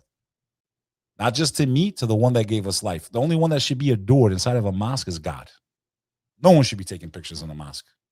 I don't care if John Travolta comes in and starts dancing Saturday Night Live. So your uncle references, bro. When you see us in the house of God, leave us alone, bro. We're there for him. We're not there to be adored or mentioned or even looked at, bro. I am a man. I eat, I pee, I shit. I am nothing. I am garbage. Any good you get, you get. Any bad, may God forgive me. That's it. You get shit from me. I'm shit. Anyways, thank you guys so much for watching. Make sure to like, subscribe, hit the smash button, and click the link at the top of the description to learn more about how you can join the companions. This is going to be the final call that we do for a very long time for your opportunity to get inside. Has some really cool stuff to show you guys. We don't like to talk about it too much here because we don't want to bore you with it, but it's amazing things that we built. We have an entire app. So they have no idea, dude. Dude, they have no clue. Okay. We built it. We protected the community. Now that we have a lot of controls in place and the people that are in there are correct, we're going to start opening this thing up to the entire world, bro. You want access to Unk? You want to talk? You want to learn things? You want to meet people who are going to change your life? You want to have fun? You want to meet brothers and sisters from all around the planet? Well, your time is coming.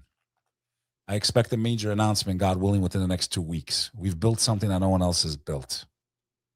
So come on in.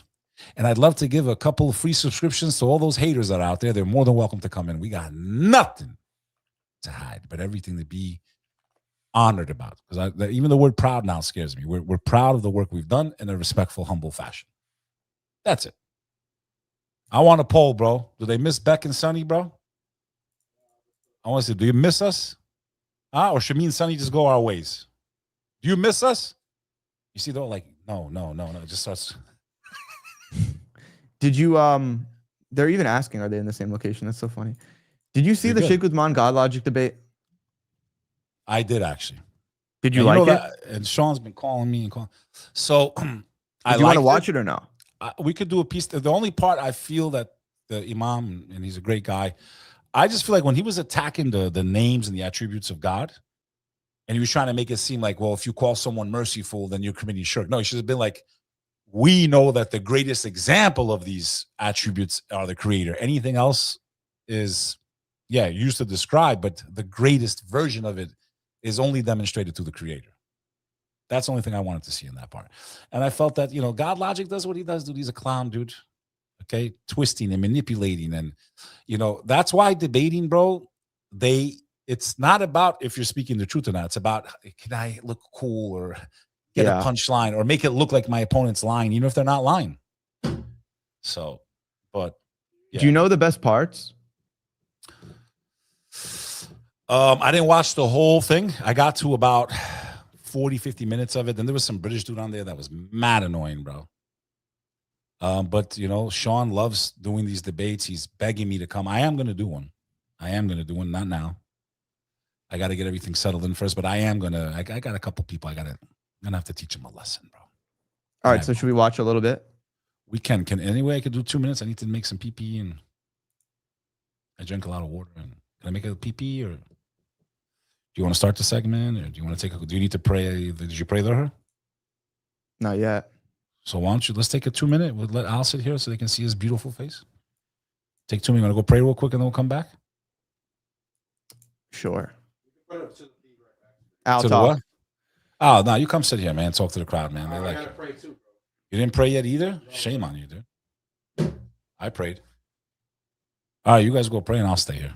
Go pray real fast. And when you come back, I'll go take a break. Hurry up. Let's just take it. No. Can we just do the segment real quick? There is no victory without him, dude. There is no success without him. We got to stop disrespecting him, man. Being late for Fajr. All right, I'll just play it then so that they can watch a little bit of it. Play it then we'll come back.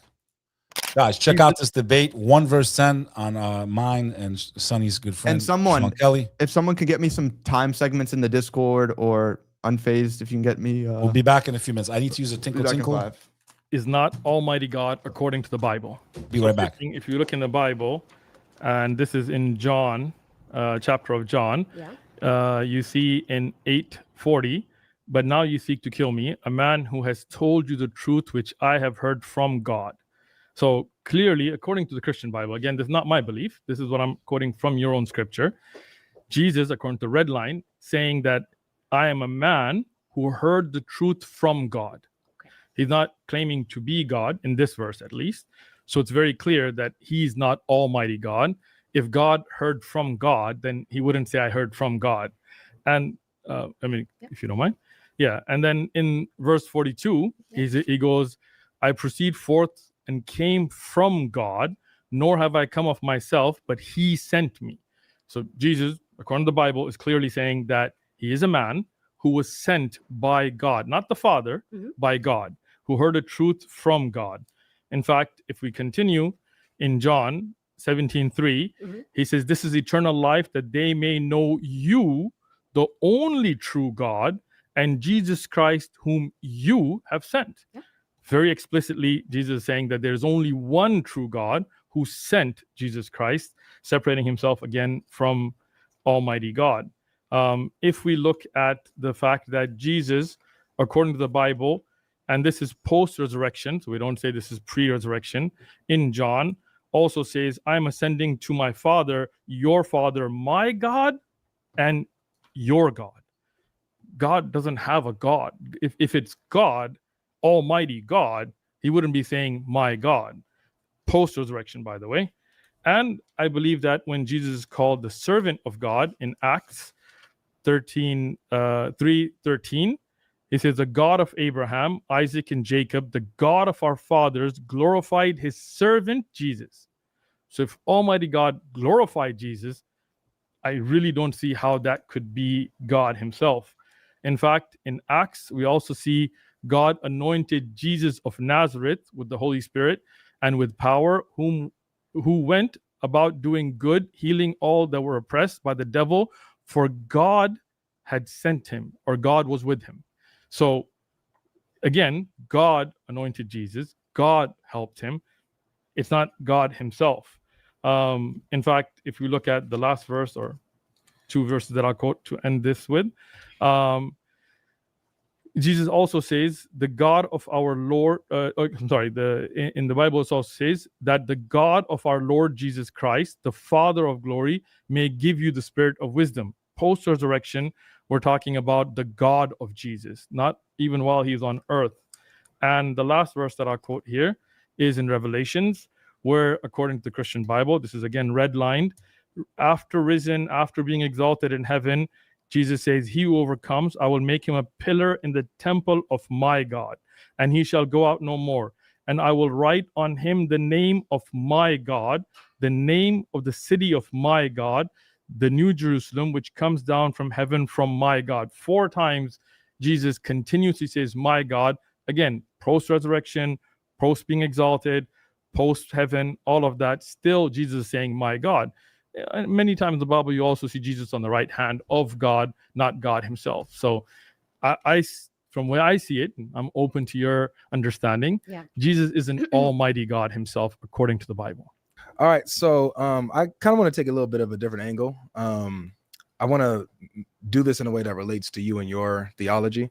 So the Quran has names and titles of Allah that you would agree only apply to him. No creature, no angel, no prophet can claim these titles, or else it would be what is called shirk, or associating a partner with him. Just quickly, you agree with that? That is incorrect. It's incorrect? It's incorrect. So just because do you want to get into Islamic Aqidah? Because that's off the prompt. No, it's not. It's tying into the point, which is okay. What So the do you point want me to making. explain that point then? Because you're incorrect on it. So you're saying creatures can actually share in the names and titles of Allah? Can I respond? Please, it's a yes or no, because I'm not going to yes or no. If you're going to ask a question, I'm going to respond. It sounds like a line of logic that he's trying to run by. So if you're asking for a yes or no, you can do a yes and I have a clarifier. Exactly. And then if you want to get through your thought on the line of logic and then offer the clarifier. Yeah. Yes, I have a clarifier, which is that there are certain sifat that are only for Allah subhanahu wa ta'ala, like Ar-Rahman, that cannot be used for any of the creation. But there are sifat like Rahim, which can be used for creation. Allah is wudud, he is loving. That doesn't mean that the creation are not loving. Of course, the characters of Allah are unique to him, but there are some that the humanity does share in as well. Allah is living. We are all living, but the way Allah is living is unique to him. So your base point was incorrect, and I hope that's clarification helps. It's not, because I didn't ask about whether or not we share in his attributes, like, oh, I'm merciful, Allah's merciful, so yeah, we're both merciful. I didn't ask that. So for example, can someone be called Al-Rahim? Again, for Rahim, if you put the can I speak? I didn't interrupt you. Okay, looks like you had, okay, I got you. I got you. Okay. So you seem like you're about to speak. So, like, Allah subhanahu wa ta'ala is Ar-Rahman. That is unique to him. Nobody can be called, right? But even the indefinite al can be used with certain characteristics. For example, Al-Wudud, the most loving. But the way that it applies to Allah is unique to him. But as you earlier said, that those are only for him, that is incorrect. Some are shared, not just that they are merciful, very merciful, but to the level of Rahman, no. Okay, so I'm not asking if we can be merciful similar to how Allah is, he's just more merciful than us. I'm asking about his specific titles. So he's called Al-Rahman, Al-Rahim, Al-Wadud, meaning the most loving. Can any creature share these titles? I'm not saying, oh, Allah's loving, I'm also loving. Can I be called the most loving? Can I be called the most merciful? Can I be called the living one, which is one of his names? Can I be called any of these things? Can any prophet claim these things? Any angel? There's your point. Okay. Again, certain ones, no. And that's why you have to understand the nuance here, because you don't understand aqidah, right? Certain ones no, certain ones yes, you can be the loving. Al-wudud, the most loving, of course. You amongst give my red amongst book. Go for it. Yeah, amongst, for example, if I said these are all my kids, but this one he's al-wudud, he is the most loving of them, right? That can be in that context. Notice. Let me. There you go. Right now, the clarification here is yes, even al can be used with certain things of the creation, but Allah is unique. Laysa kamithlihi shay. There is His level is unique to Him. But answer your question, yes, even the infinite of al can be used. Okay, so what you just did is you qualified. You said the most loving of my children. I didn't ask that. I'm not asking, can someone use these terms in qualification of certain things? I mean, in general, outright absolute. Can someone claim themselves to be, in general, the most loving al-wadud? Yes or no? Once again, I'm gonna yes or no, please. No, I'm sorry. You know, I'm gonna yes, answer. no, and I would say yes and or no yes, and exactly. Yes, but exactly. Please do not interrupt. I won't. Just answer straight away, please. So again, that's why he's trying to run the line of logic, because that's where we're running into. But again, that's how he's trying to get to his point. I get that. So yes and or no and. Yes and. Okay. So when we're talking about, for example, somebody being very loving, are you calling me mushrik here? Yeah, nobody gave you that authority. Thanks a lot. I'm a sheikh, you're not a Muslim. You're not a sheikh. I'm a you don't sheikh. know anything about Islam. I'm a sheikh. You're not a sheikh. Out of the meta, let's get back to it. Thank you. So please refrain from calling me a mushrik, because that's an What? insult. Yeah, that's disbelief. Yeah, how's that an insult? That is definitely I don't know what that word mushrik means. just means he's so. a disbeliever. That's all. All right. The her parade. We're back.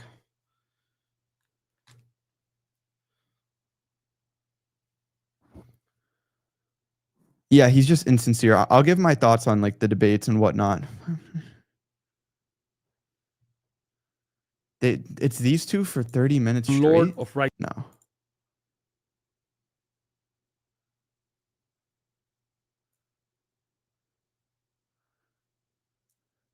I see where you're going. I know. God logic is just so boring to watch, man. The unqualified titles of Allah cannot be applied to anyone else.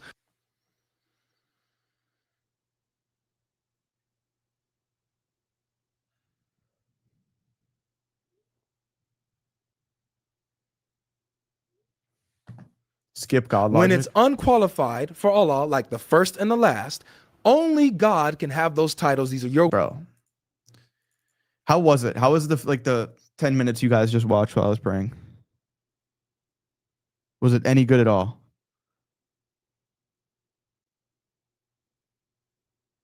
Skip. For those of you guys that actually watched it, how do you think? Like, how do you think it was? Skip.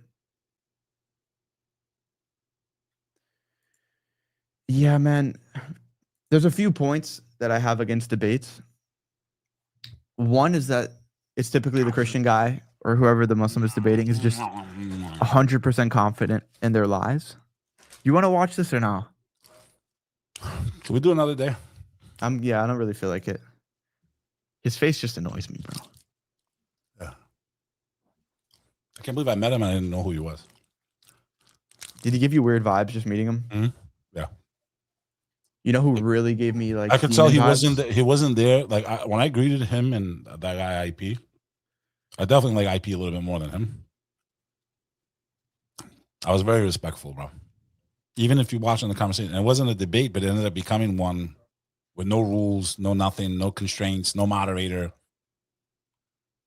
He's quoting books left and right. I could play that game all day too, bro. And I'm going to show it to you. I'm going to prove it to the whole world. We could play that quote the book game all day. But yeah, I mean, he's bringing more people to Islam with his videos. He is, 100%.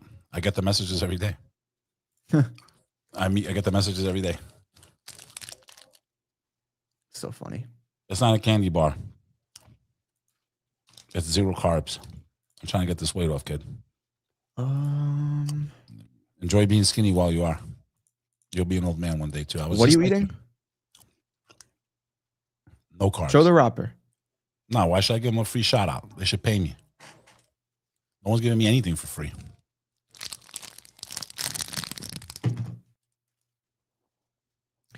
For me, man, it's just like, how many times do we need to have conversations with these people over the same topic too? Move on. Islamic dilemma. I would not be surprised The same people if talking they are about the paid to same do thing. this. The question I would Well, have they for make IP money, bro. I mean, you saw well, like the one question I had for IP is, remember, I didn't know what we were going to even talk about. He said something to me, and at the time, I didn't really understand what he was saying. When I was like, "No, are you Catholic or you Orthodox?" He's like, "I'm non-denominational." Yeah, to me, that was all I needed to hear about him.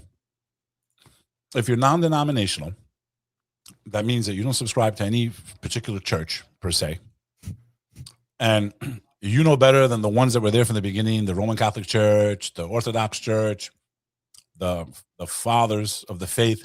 Recently, you all know. When you're non-denominational, what are you, dude? That means you don't agree with the people that spread the faith. I mean, to me, it's like it's a contradiction in and of itself. So what are you then? I don't know if they're necessarily getting paid by like an agency or something, but they do make good money, man. I mean, this was IP posted this. Maybe he could teach me, man, like how he does. I heard you raised millions. 2 weeks First ago. of all, I did want to respond to that, by the way. What First of about all, the video? No, if anyone is threatening these people and they're claiming it's Muslims, first of all, if I ever found out a Muslim ever threatened a Christian, I hate you. You're my enemy. Period. You know why? What does our faith teach us? What does God's book say? He doesn't say threaten Christians. What does he say? They're people of the book. Speak to them softly. But that's the For things I hate amongst about them are people. men with reason. Yeah, that's the things I hate about these people. They try to make it sound like the infidels that the Quran's talking about as Christians and Jews when it's not. And that pisses me off. But any Muslim that bullies or is disrespectful to a Christian, even if they're being disrespectful to you, even the Prophet, peace be upon him, when he was attacked, he would respond in the best way. He would return fire, but in an eloquent way, in a way that would make them look like fools, without even having to use filthy language, bro. So are we following the example? Are we listening to the book? Are we following God's commandments of us speaking softly to Christians? Or are we, because of some of them, the way they treat us and the way they disrespect us and the way they literally lie about us and what we believe in, are we stooping to their level? Are we? So we should check ourselves. Just because they do it to us doesn't mean that we have the right to do it back. We have to be better than what they are. We are the example to humanity of what compassion, We are the chosen people. respect, and yeah, they might be the chosen ones of this world. Yo. Clearly they are. They're very favored in this world, but I'd rather be the chosen ones in the afterlife.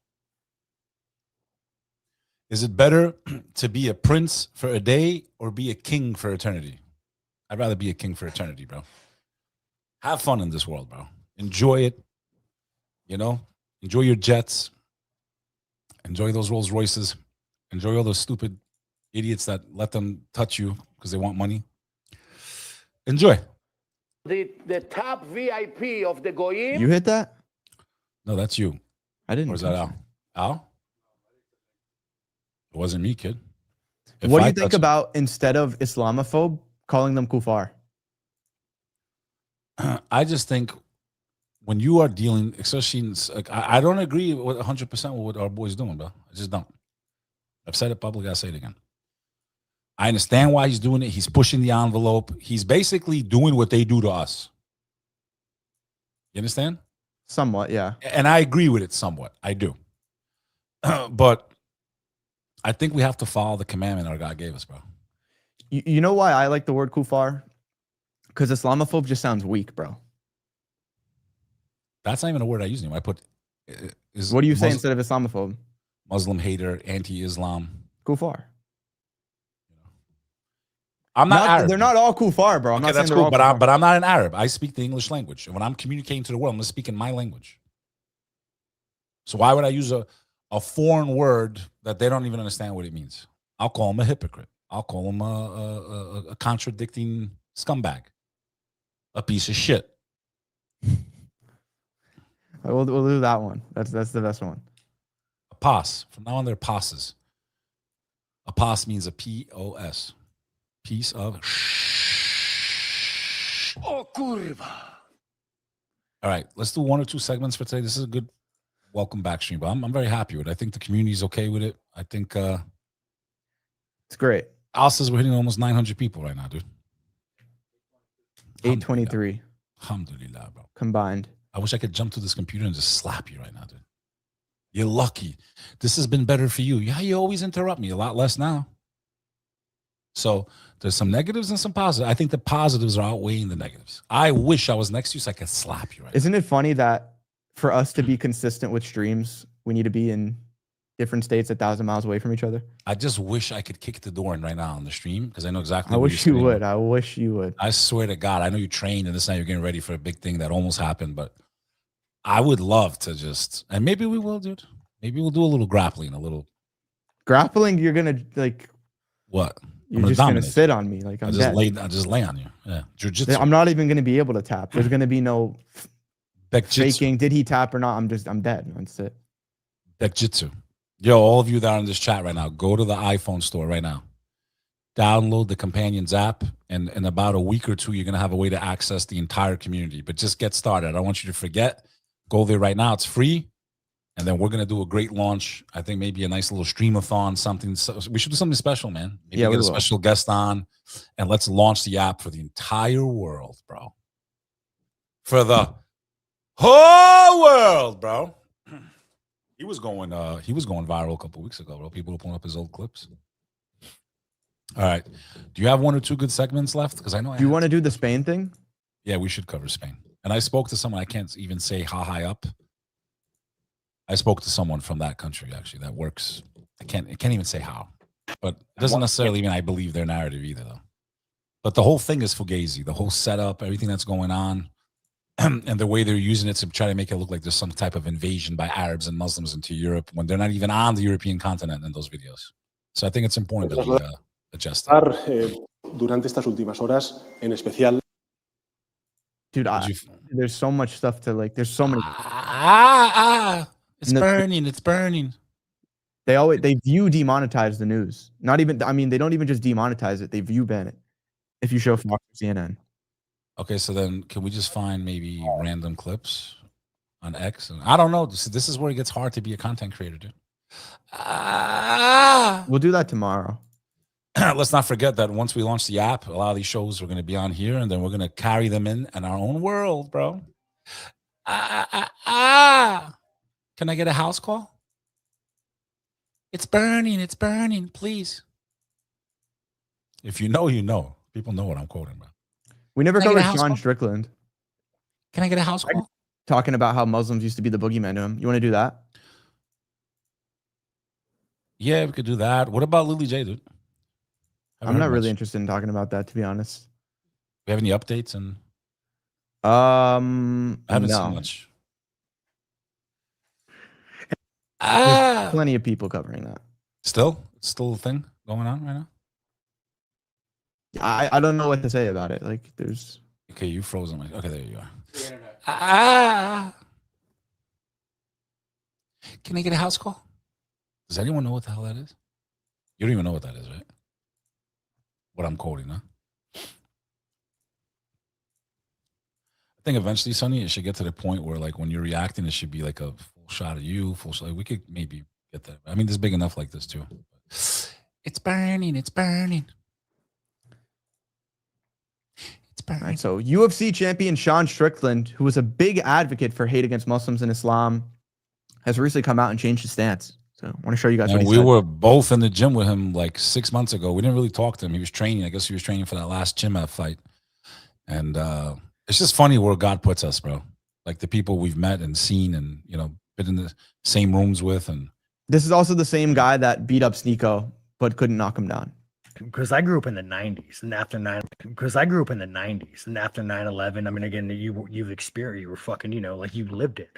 But I like Muslim to me was like the fucking boogeyman. The Muslim is bad. The Muslim's fucking bad. Like, and we're so propagandized. So after October 7th, I was like full saying like Muslim bad, Hamas bad, dude, go in there, get your fucking people back. Like, and like the Israelis loved it because they're like, yeah, Sean's saying go to fucking war, go get your people back. And I stand by that, although I think Israel knew about October 7th. Like, I mean, you're talking about a country. Has that been proven? Yeah. I mean, you're talking about a even country Charlie that has a Kirk, smaller Top border Goy, said the same thing. It's pretty obvious. than fucking New Jersey. That is like literally a prison. And you're telling me that like you didn't know, like you gave people pagers and you put them all over the terrorist organization. You didn't see these people buying paragliders, tractors, welding shit. You fucking knew. You fucking knew. And then you look at their it wasn't like a response of like, we're going to go get our people back. They go like the satellite images. Like It's almost like they needed it to happen so that they can do everything that they're doing right now. and it sounds like, go ahead, Sonny. I was gonna say, anytime there's a mass event like that where the media really pushes it, and then there's an agenda that follows, people knew about it almost every single time. 9/11, we 100% knew about. That got us into the Middle East. Patriot Act. Pearl Harbor, that's been exposed that we knew about it. We moved one of our crucial battleships literally the night before and allowed over 1,000 American soldiers to die to get us into World War II. So it's like history repeats itself. What were you going to say? The same thing? Well, here on a micro level, it's like what they say, they allow things to happen so that in the chaos, they can bring in their new order. And here in America, people are unplugging. They're starting to wake up. They're starting to realize who Oz is behind the curtain. They're starting to realize it's not the Muslim boogeyman. He's using the right word, the Muslim boogeyman. I've used this in many podcasts, the Muslim boogeyman. And I really hope this time around, if something catastrophic should happen and they try to blame it on the Muslims, that the American people are awake. Because it's not the Muslims that control Congress and the Senate and make these policies and push filth on your children. And the blame the Muslim boogeyman is really starting not to work as much, because how do I know the messages I get every day? The hugs I got in the airport from a Jewish man and a Christian man, both on the same flight, one as I got on the plane, one as I got off the plane. So I know that if I even change one mind to make them stop hating people, I've done my job. And if everyone would just do their job and speak out and talk to their neighbors and talk to the people that they buy coffee from their store and say, hey, I'm a believer in this faith. This is not what they're telling you. They need to hear it. All day they're being echo chambered on the algorithms that you're evil and you want destruction and you want to conquer America and all this stuff. So you need to use your voice everywhere you go and say, hey, by the way, I'm of this faith. I know they probably think that I'm an animal. Like, I just want you to know that you've known me for 5 years. You probably never even knew I'm a Muslim. I just want you to know that I'm not here to do what they're telling you. And I don't know where they're getting this information from, but that's not what our faith represents. It's not what we believe in, dude. It's not. It's really not. And look at Sean. Sean changed, dude, a lot. Like, I'm so happy he actually won right now. And I was at his fight by accident. God wanted me there. I didn't even know I was going to go to the fight. Remember I had no idea I was going to the day before you found out, yeah. Last minute, the person flew in from Texas, some big shot. You know, and then one of his family members or friends got sick, and they're like, hey, this ticket's going to get burned. You want to come? I said, okay, I'll come, dude. And I was happy Sean won, bro. And he did win. I watched that fight. He won. And we saw him training. Dude, he was training hard in that gym, in Randy Couture's gym. We were both there. That day we went with Jake Shields. We saw him live. He was training for this fight. So he's changed his song and dance completely. And it's, you know, the fact that he wasn't allowed into the White House for a UFC event, he's a champion in that organization, in that sport, is all you need to know as an American. It wasn't a Muslim that told him he couldn't come to the White House. It wasn't a Muslim that blocked a champion of the UFC from exercising his free speech and his opinion about global events, which did not allow him and barred him from coming in the White House. It wasn't the Muslims that blocked Strickland from exercising his First Amendment right. But who was it? I ask you, the audience, who blocked him? A champion of the sport from going to the White House. Wasn't the Muslims. You could explain the context. When the UFC held the White House card, Sean was banned. Just like, to explain a little bit more. That was about a month ago. For those of you that are wondering why, Ari Emanuel, this is who the show, what's the show called, Beck? You're friends with you're friends with the writer. Ari Gold, bro. Oh, that's Ari Gold, dude? Yeah, dude, this is who it's based off of. You're talking about the show Entourage. Entourage. So for anyone that's seen the show Entourage, this guy, Ari Gold, he's based off of this character, Ari Emanuel. And Ari Emanuel recently bought a controlling stake in the UFC. So Dana White isn't really the owner. Like there's people behind him that influence all of his decisions. He's more of like the spokesperson now for it, basically. And then I'm just We like, have to go you know down what I this mean? rabbit I'm hole. not We've already I'm done not this. saying it. It's just like it's We not already the know. Muslims, bro. It's not. Okay, we know that where his political ties are and who he's rooting for. And if he had to choose between America and another country in the Middle East, he would sell his country down the river in 2 seconds, in my opinion. And this is where like, and this is where is I don't like 9/11. and this is where like, Heard what he said there? and this is Like, where I like Israel- 9/11, yeah, bro. And then- like, and then so many Strickland people goes, are waking up, man, and that's why we can't give up on a lot of these guys. Because although a lot of them are paid by foreign agencies and they're incentivized to push propaganda against Islam, a lot of them also just don't know. I mean, I can personally attest to that. Right before October 7th, I did a video or went into the streets of Miami and I asked people, Israel or Palestine? And then my comments blew up about it. They're like, he's a traitor. He sold out. He was just looking into Islam for clout. And I just didn't know. I didn't know what was happening. And especially with the older generation, it's hard to teach an old dog new tricks. These people have way, way, way more propaganda that we have to unwork compared to the younger generation. And that's why I also think that for a lot of these younger people that hate Islam, it's like, dude, you really got to lock in because you do not have as good of an excuse on Judgment Day. You did not get even a fraction of the propaganda, and you have AI, YouTube to find the truth. I've been under this propaganda my entire life. I was born into it. So were you. Even Yeah, but it wasn't as bad for me, bro. Like I used to root in movies like for the get him, you know, like. And it's so funny. It's like an American goes to the Middle East to terrorize people, and then he comes back with PTSD, and he's the hero. The top VIP of the Goyim. Bro, the soundboard, it's just This is where like, and this is where Israel and me like, and now people in Israel fucking hate me. Like it's funny, you're loved by them, then you're hated, because it's like, dude, you made me realize like Israel deprogrammed me because I'm watching what you guys did to Gaza, and we're not seeing like, I don't see, when I see a dead body, I don't see a fucking jihadist with an AK. I'm seeing a little girl being pulled out of a fucking building. I see map images of this like piece of land that like is now a demolition site. Like you are committing on a very small scale a genocide. You are, or like one of they lost me. There was like one of our fucking Zionist leaders. I think maybe it was like Tucker or something, or like he's in an interview. And he said, well, what would you do if what did we do to Hitler? Like what would we do to the Nazis? Referring to like we're having a proportional response. He's talking about the guy that just doing. passed away, Lindsey Graham. He's talking about when Lindsey Graham said, you know, save me your morality. Like we did this in World War II. We carpet bombed entire cities. Yeah, they did. That's why we came up with the Geneva Conventions and rules to warfare. And we said never again. And humanity can never do this again. And meanwhile, it's never stopped. It's never stopped. It was too late for my family. It was too late for many of your families that are watching this.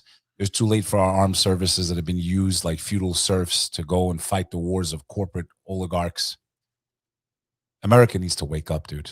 It's already too late, I swear to God. It's like, it's not, I don't even think we're asleep anymore. It's like we're dead on the table and we're trying to do like, clear, get them back. Like we're already past the danger zone. We're already past the point of saving our country without extreme pain. We are past the point of an easy way out. We are in serious trouble. Yeah, because catastrophic trouble. And I promise you, when that day comes, the last people they're going to blame in this country are the Muslims. I promise you that day will come. There's two options, Beck. There's two options.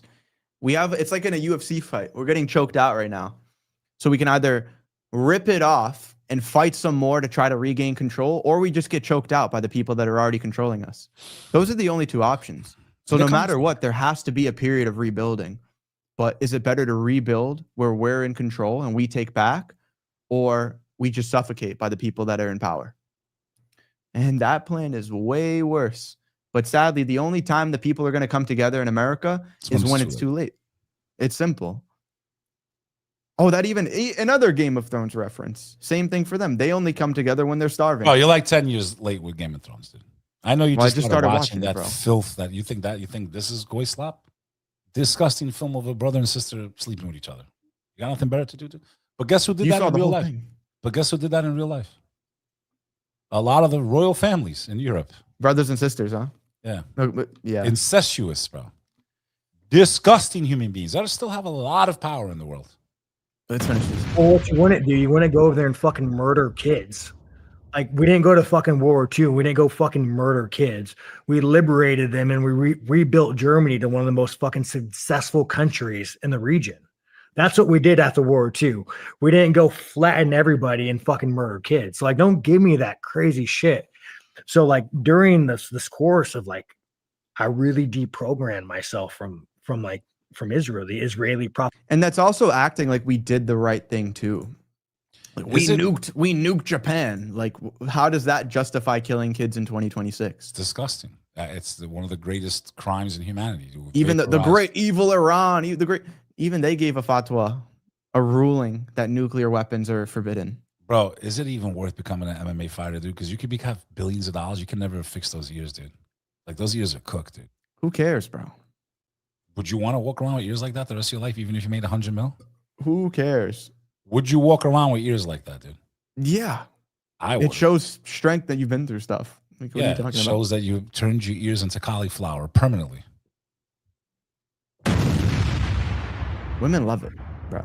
No, they don't love it. They love the money and the fame. They don't care about it. You thought, yeah, I like the ear. It looks like completely discombobulated. No, dude, they like the money and the fame, bro. Okay? And, oh, he's tough. He's a tough guy. Yeah, exactly. Okay. If the whole point of looks maxing is to get women, and women like tough guys, and having a cauliflower ear shows that you're tough, I don't see the problem with it. Just carry your Tell that to Jake Shields next time you see him. Point out his ears. Yeah. They only care about Israel. They want Israel to be this nation. There's no force behind them saying that we're going to destroy America. What they advocate for, due to the Holocaust, due to them not really having a country, they advocate for things that they believe are right for the world that actively destroy America. So what I mean by that is, like, you have George Soros. George Soros, when he was advocating for open borders, you need to understand he's coming from a place to where, like, his people, they had no home. They were kicked out of this, kicked out of that for reasons why, you know, they were kicked out of here, they were kicked out of there. So, like, when George Soros advocates for this, he is advocating from a place of, like, I think this is good for the world. We should have open borders. You should be able to migrate, which is ironic because fucking Israel's a fucking prison. Go migrate to Israel. Let me know how that goes. but what is good for you is not good for us. But it's like they're not doing it in, like, a hatred. Or you take, like, people often talk about, like, Nazi Germany. One of the early founders of, like, transgenderism is, you guys could all fact check me on this, but it was a Jew guy. He was I still can't believe this is, like, mainstream knowledge now. I learned all this stuff about 3 years ago. Although they plan. God is the best of planners. And I've been calling this. We both have our predictions. My prediction is that Islam being the truth is going to be the same prevalent truth as how the Yahud got exposed today. Because if you told me 3 years ago, you told anyone 3 years ago that they would be called out at this magnitude, no one would believe you. Absolutely no one. You've known for what, 20 something years, 30 years? Most of my life. Bro, crazy. It's a snowball. That's like how everything is. It's a pendulum. It's a snowball, whatever analogy you want to use. Especially with, like, the more white people and Americans accepting Islam, and then obviously, you know, having more kids, and then it's more normalized to accept it. So that way in the future, someone taking their, you know, testimony of faith isn't as big of a deal to their family, to society. It's just going to become more normalized. He was a homosexual doctor. Someone said, didn't he disrespect Islam? Didn't Omar al-Khattab try to kill the prophet? Wasn't there a guy that tried to blow up a mosque and then he ended up becoming the imam there? Yep. There's plenty of stories, bro. It's about people's sincerity. If their hearts are soft and willing to open to the truth. And I think that it's also like a curse of intelligence, right? Like Jewish people have on average have higher IQs. They're more intelligent. So, like, generally sometimes, like, when you're overly intelligent, you start breaking norms, right? So, like, when you're really intelligent and you could, like, fathom, like, the intricacies of the world, and, like, you start breaking down norms. So, like, why is gender a male and a female? Like, why is it not on a spectrum? Like, you know what I'm saying?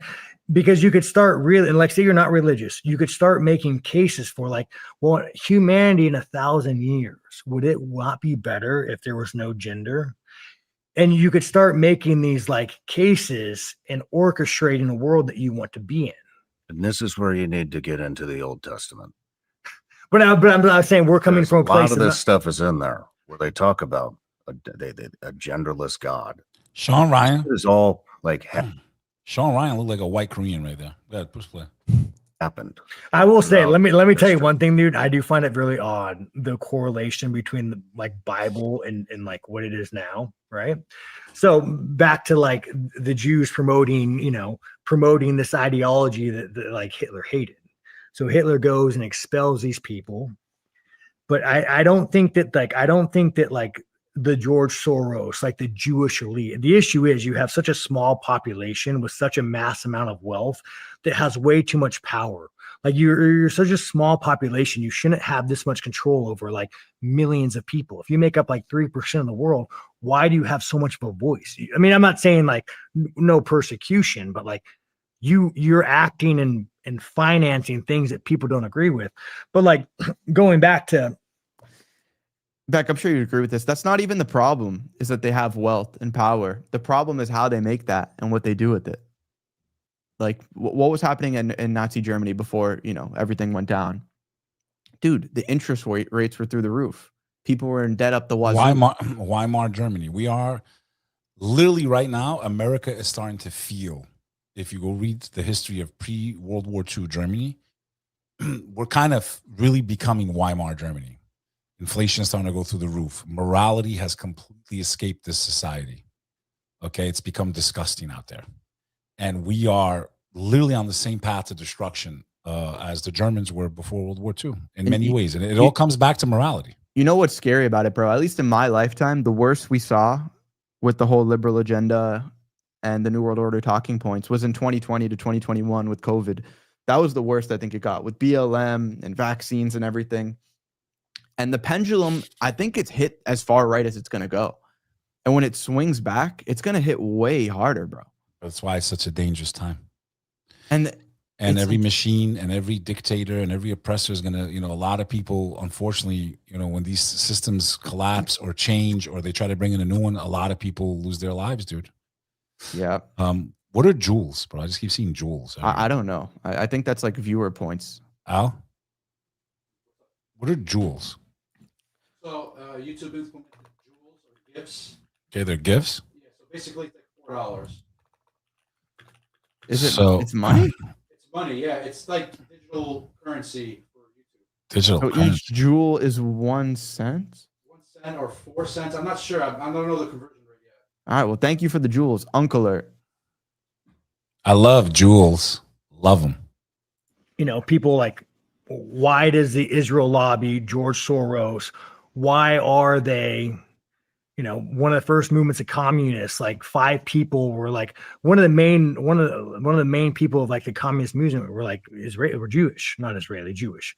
Bolsheviks founded it. Yeah. What you have people like Candace Owens, Karl Marx. There's like this Jewish elite around a table pulling strings, trying to destroy America.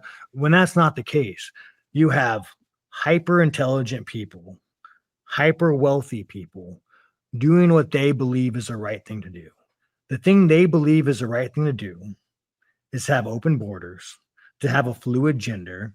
This is why they go to Hollywood and they push it. There's no evil strings. No, it's not because they believe it. If they believed it, they would open the borders to their house. They would open the borders to their country for everyone to come in and be an example. They would make cartoons and TV shows and commercials of black guys with Jewish women, but they don't do that.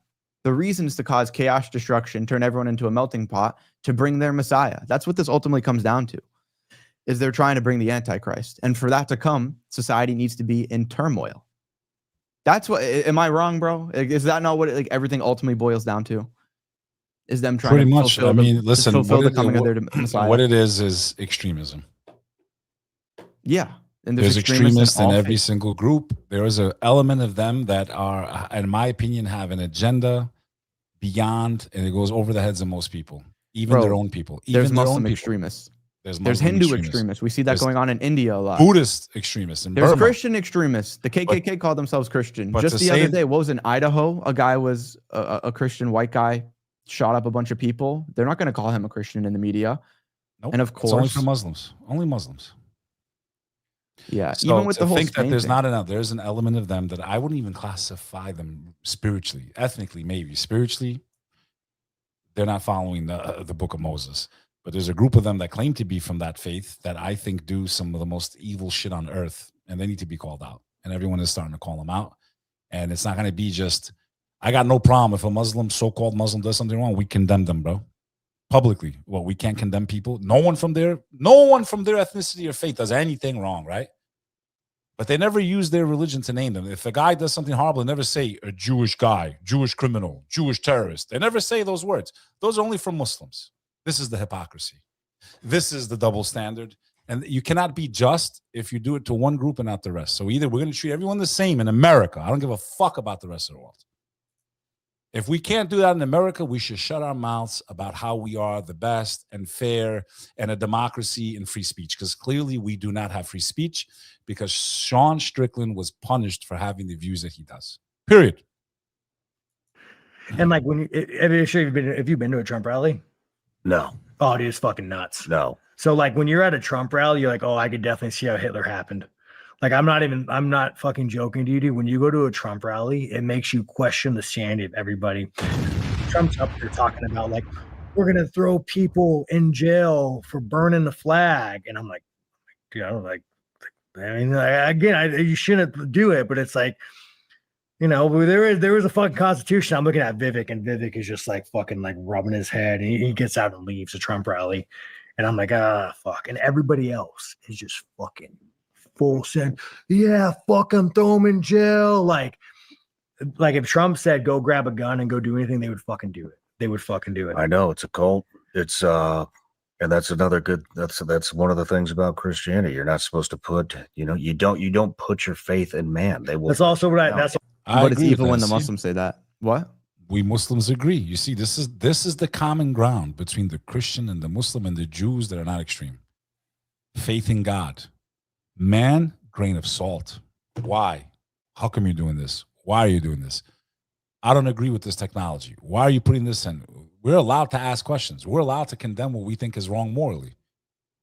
I've never condemned Jews as a whole. I've never used some of the language that a lot of people use, because that's wrong. That's not what I stand for. That's not what I believe in. But there's an element of them that have really gone off the farm, and they better wake the fuck up. The rest of them that are normal, you better wake up, because they're taking you down, dude. They are taking you on a sinking boat that's going to lead to everybody's destruction in the end.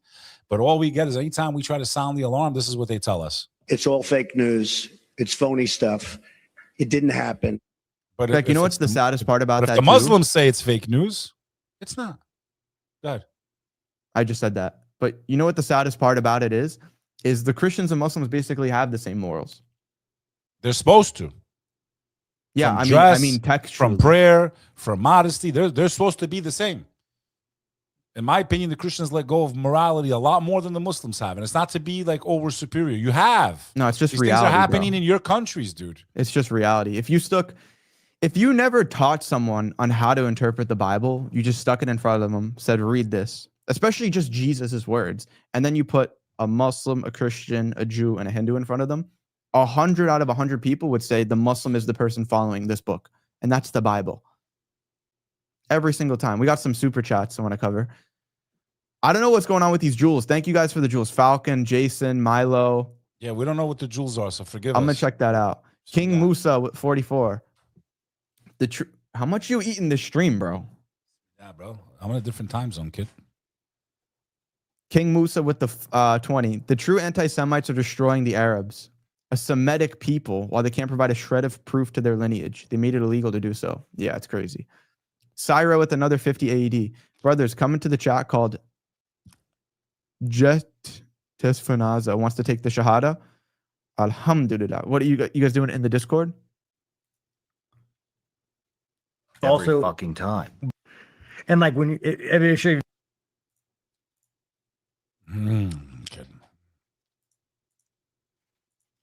Man, they were so weird. Even me, but like I get so much hate now from going back to the Navy SEAL thing. Like, you know, when I was like pro MAGA, dude, I had so much more love from people. I can't believe how much he's like, changed. and I don't give a fuck. I can't believe how much he's changed. I, in my opinion, I think Jake Shields has a lot to do with this. You think so? 100%. I think Jake Shields softened this guy's heart and kind of showed him, hey, like I understand how you feel. Take a look at the other side. I think Jake Shields had a lot to do with it. Bro, I wouldn't even be surprised at this point if he accepts Islam. If you're willing to unwire the propaganda from one field of life, which for him right now is politics, all you need to do is apply that same logical formula to faith. That's it. Sonny, I gotta be honest with you. What? Am I happy if someone takes to faith? Yes. Do I know it's going to be good for them and everything? Yeah. Well, I just want them not to hate us, dude. I don't want to die. I don't want to go to war. I don't want my kids to go to fight these battles. Violence is always the last option in Islam, bro. That's the way our faith. It's the last option. Even in our faith, the Muslims were being oppressed for over 11 or 13 years, whatever it was, before they ever responded, and they were being persecuted. So I don't care if people become or don't become. That's between them and God. I just don't want people hating each other based on lies. If you're going to hate me, at least hate me knowing the truth. That's why I felt the responsibility to speak. I never wanted to talk about these things, Sonny. I told you about it. We've had many conversations about it. I never wanted to speak about faith publicly because I feel like anyone can find the truth if they look for it. You don't need someone to preach you. If a religion needs someone to preach to you to find it, it didn't come from God. Period. Because I believe you can read these books and you can find the truth on your own. So for me, I just want people not to hate each other, which feeds into the agenda, which is going to destroy all of us. And that's their number one weapon. It's not the AI. They use these tools. It's our hatred for one another is what's going to destroy all of us. So please don't take the bait, whether you're a Christian, a Muslim, a Jew, a Hindu. Like, listen, bro, you're going to face God.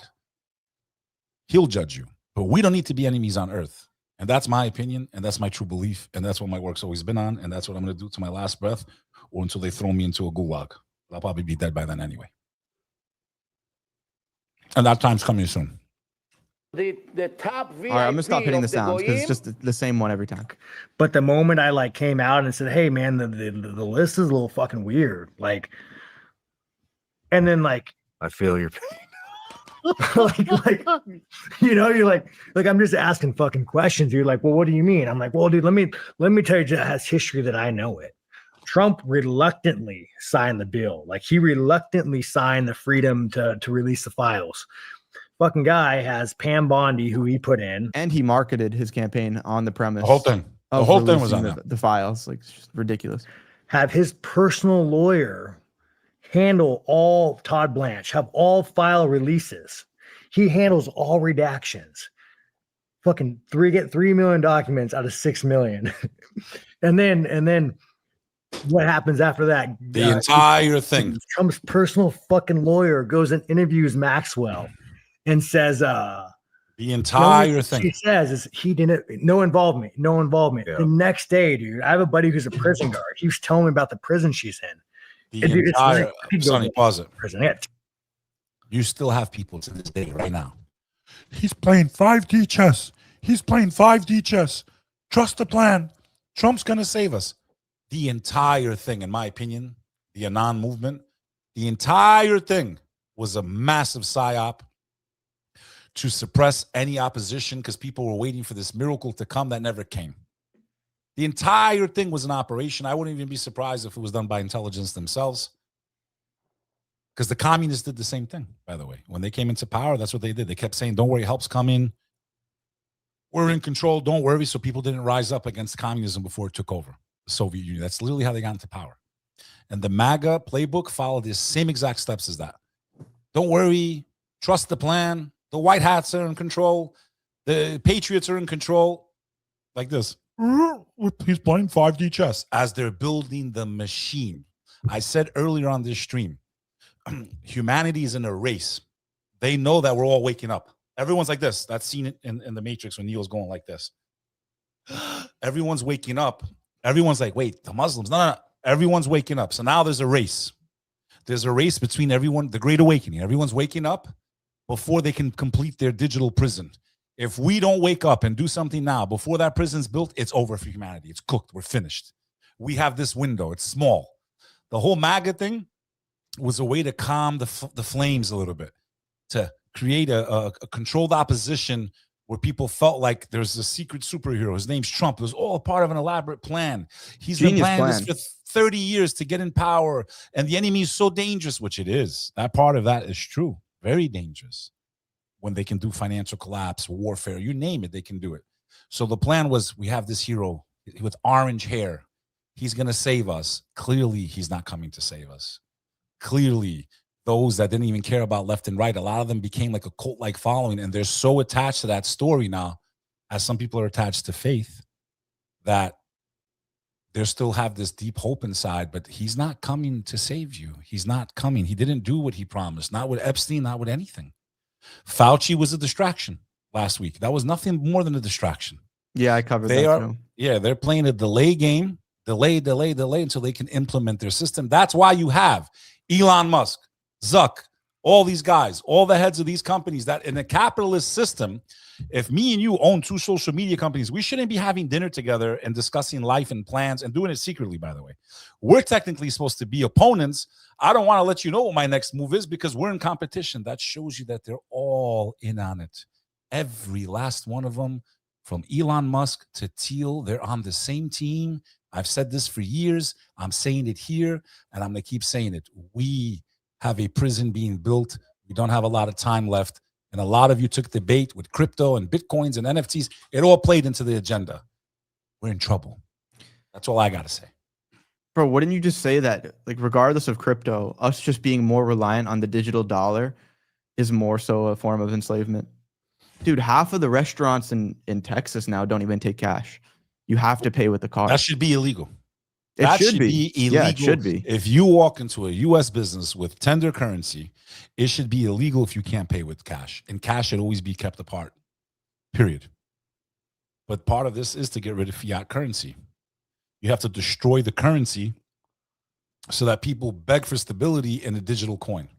It's all coming, dude. It's all happening. It's just happening, you know, it's just happening the way they play it, you know? It's coming, dude. It's all coming. The same thing happened in the fall of Rome. At the start of their empire, they had coins that were actually made out of real metals, silver, bronze, etc. And then slowly over time, it would be, you know what? This coin is going to be 90% silver, 10% copper. And then it would go 80% silver, 20% copper. A few hundred years go down the line to where there's basically no silver left in any of the coins. And that's where society collapses. And it's all tied together with the degradation of morality, with the openness that it's corrupt politicians who are controlling you. It's not just one of these things. They all go hand in hand. And there's a lot of wisdom in that. Even the sins, bro. 𝐻𝐻𝐿 recently, he was talking about how the sins, bro, they're all tied together. What's the first one? Alcohol. And then what does that lead to? Leads to you gambling. And then what does gambling lead to? Oh, I need money. I need my mortgage. So now you go and get a loan from a loan shark. And now you're paying interest on all that debt that you have. And because if you're not an entrepreneur and you can't just like do a big marketing push or go harder on sales, a lot of people are stuck on salary where they look at the numbers on a spreadsheet and they know that they're never going to pay that off for the rest of their life. Ever. Finished. I don't know how most people survive, like go about like that. So many people are in credit card debt where they're never going to pay off the interest. You know people like that in your own life, no? I've been there before. Yeah, but you've been an when entrepreneur, I was younger, bro. Like when there's always been a way to go harder with business and pull your way out of it. I'm saying when I was younger, I fell into that trap, bro. Where you had a salary that it was just they're giving credit interest? cards to kids 18 years old. They don't teach them about financial literacy. They don't teach them basic common skills in life. Most of them are in school right now. We already know that they're in school for jobs that won't even exist. Congratulations on your piece of paper that costs you $300,000 because that's where it's going, dude. In any event, how many more segments left, kids? Because I got shit to do. TVs and puppies and shit. Yeah. And it's like, how do you guys not, like, how does that not concern? Like, how could you not, like, just hear that and be like, huh? Like, I just, like, how do you not, bro? Like, how do you not? And I'm not even saying Trump did it, but I believe that Trump is protecting and hiding powerful fucking people. You know what I've noticed too? Like Lutnick. Yeah. You know, I mean, clearly. every sports match that Trump has been at, he sat next to the most corrupt people in the world. At the World Cup final, he was sitting next to Mexico's president, who was a plant. At the NBA final, he was sitting next to Howard Lutnick, who should be And they all rotting say in it's jail. a part of the plan. He's keeping his enemies close. It's about dude. These are his boys. Sure. These are his friends, dude. They're his Bro, friends. what else do you want to know than his daughter? That's it. His So you need to daughter know. married one So you and need to know. converted. Like, no. It's all fake news. It's phony stuff. It didn't happen. you're telling me his daughter's part of the plan? She's playing Jared Kushner? Come on. Trust the plan. Patriots are in control. The Patriots in control. She married one of them to protect the plan. You're dead, Willie.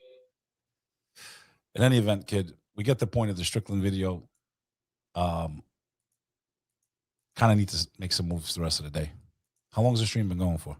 2 hours, 30 minutes. Not a bad first day. It was good. Start earlier? 9 and 10? 9 and 10, bro. Not a shot. We said yes. 9-10. So we hit the Middle East. Did his daughter actually convert? Yes. Yes. His daughter converted to Judaism, married Jared Kushner. That's the same guy that was buying the island in Albania. Crazy, dude. You guys want to just cover the Morocco thing and we'll call it a day? Now we can wrap it up. The Spain thing, I got to pull more context. It's like a million clips, and most of them are news, so it can't even show it in a video. But I was gonna say, Sean was asking, how do people not see it? How are people still supporting Trump? Because they're not paying attention, dude. It's not that they're not paying attention. They can be paying attention, but they're taking their information from the wrong sources. So a lot of people that I know that are older, it's hard to teach an old dog new tricks. It's because they're still consuming traditional media. They're watching Fox News, CNN, MSNBC, or they're following those same accounts on social media. Echo chamber. Yeah, the reason younger people are waking up more is because they're not subscribed to those. That's not where they get their news from anymore. They follow influencers that they trust. They unfollow people. Dude, even with faith stuff, bro. I've known multiple people that strived away from Christianity because their priests were talking about supporting a country in the Middle East. Like, that one issue alone is such a big deal that it'll take people away from God.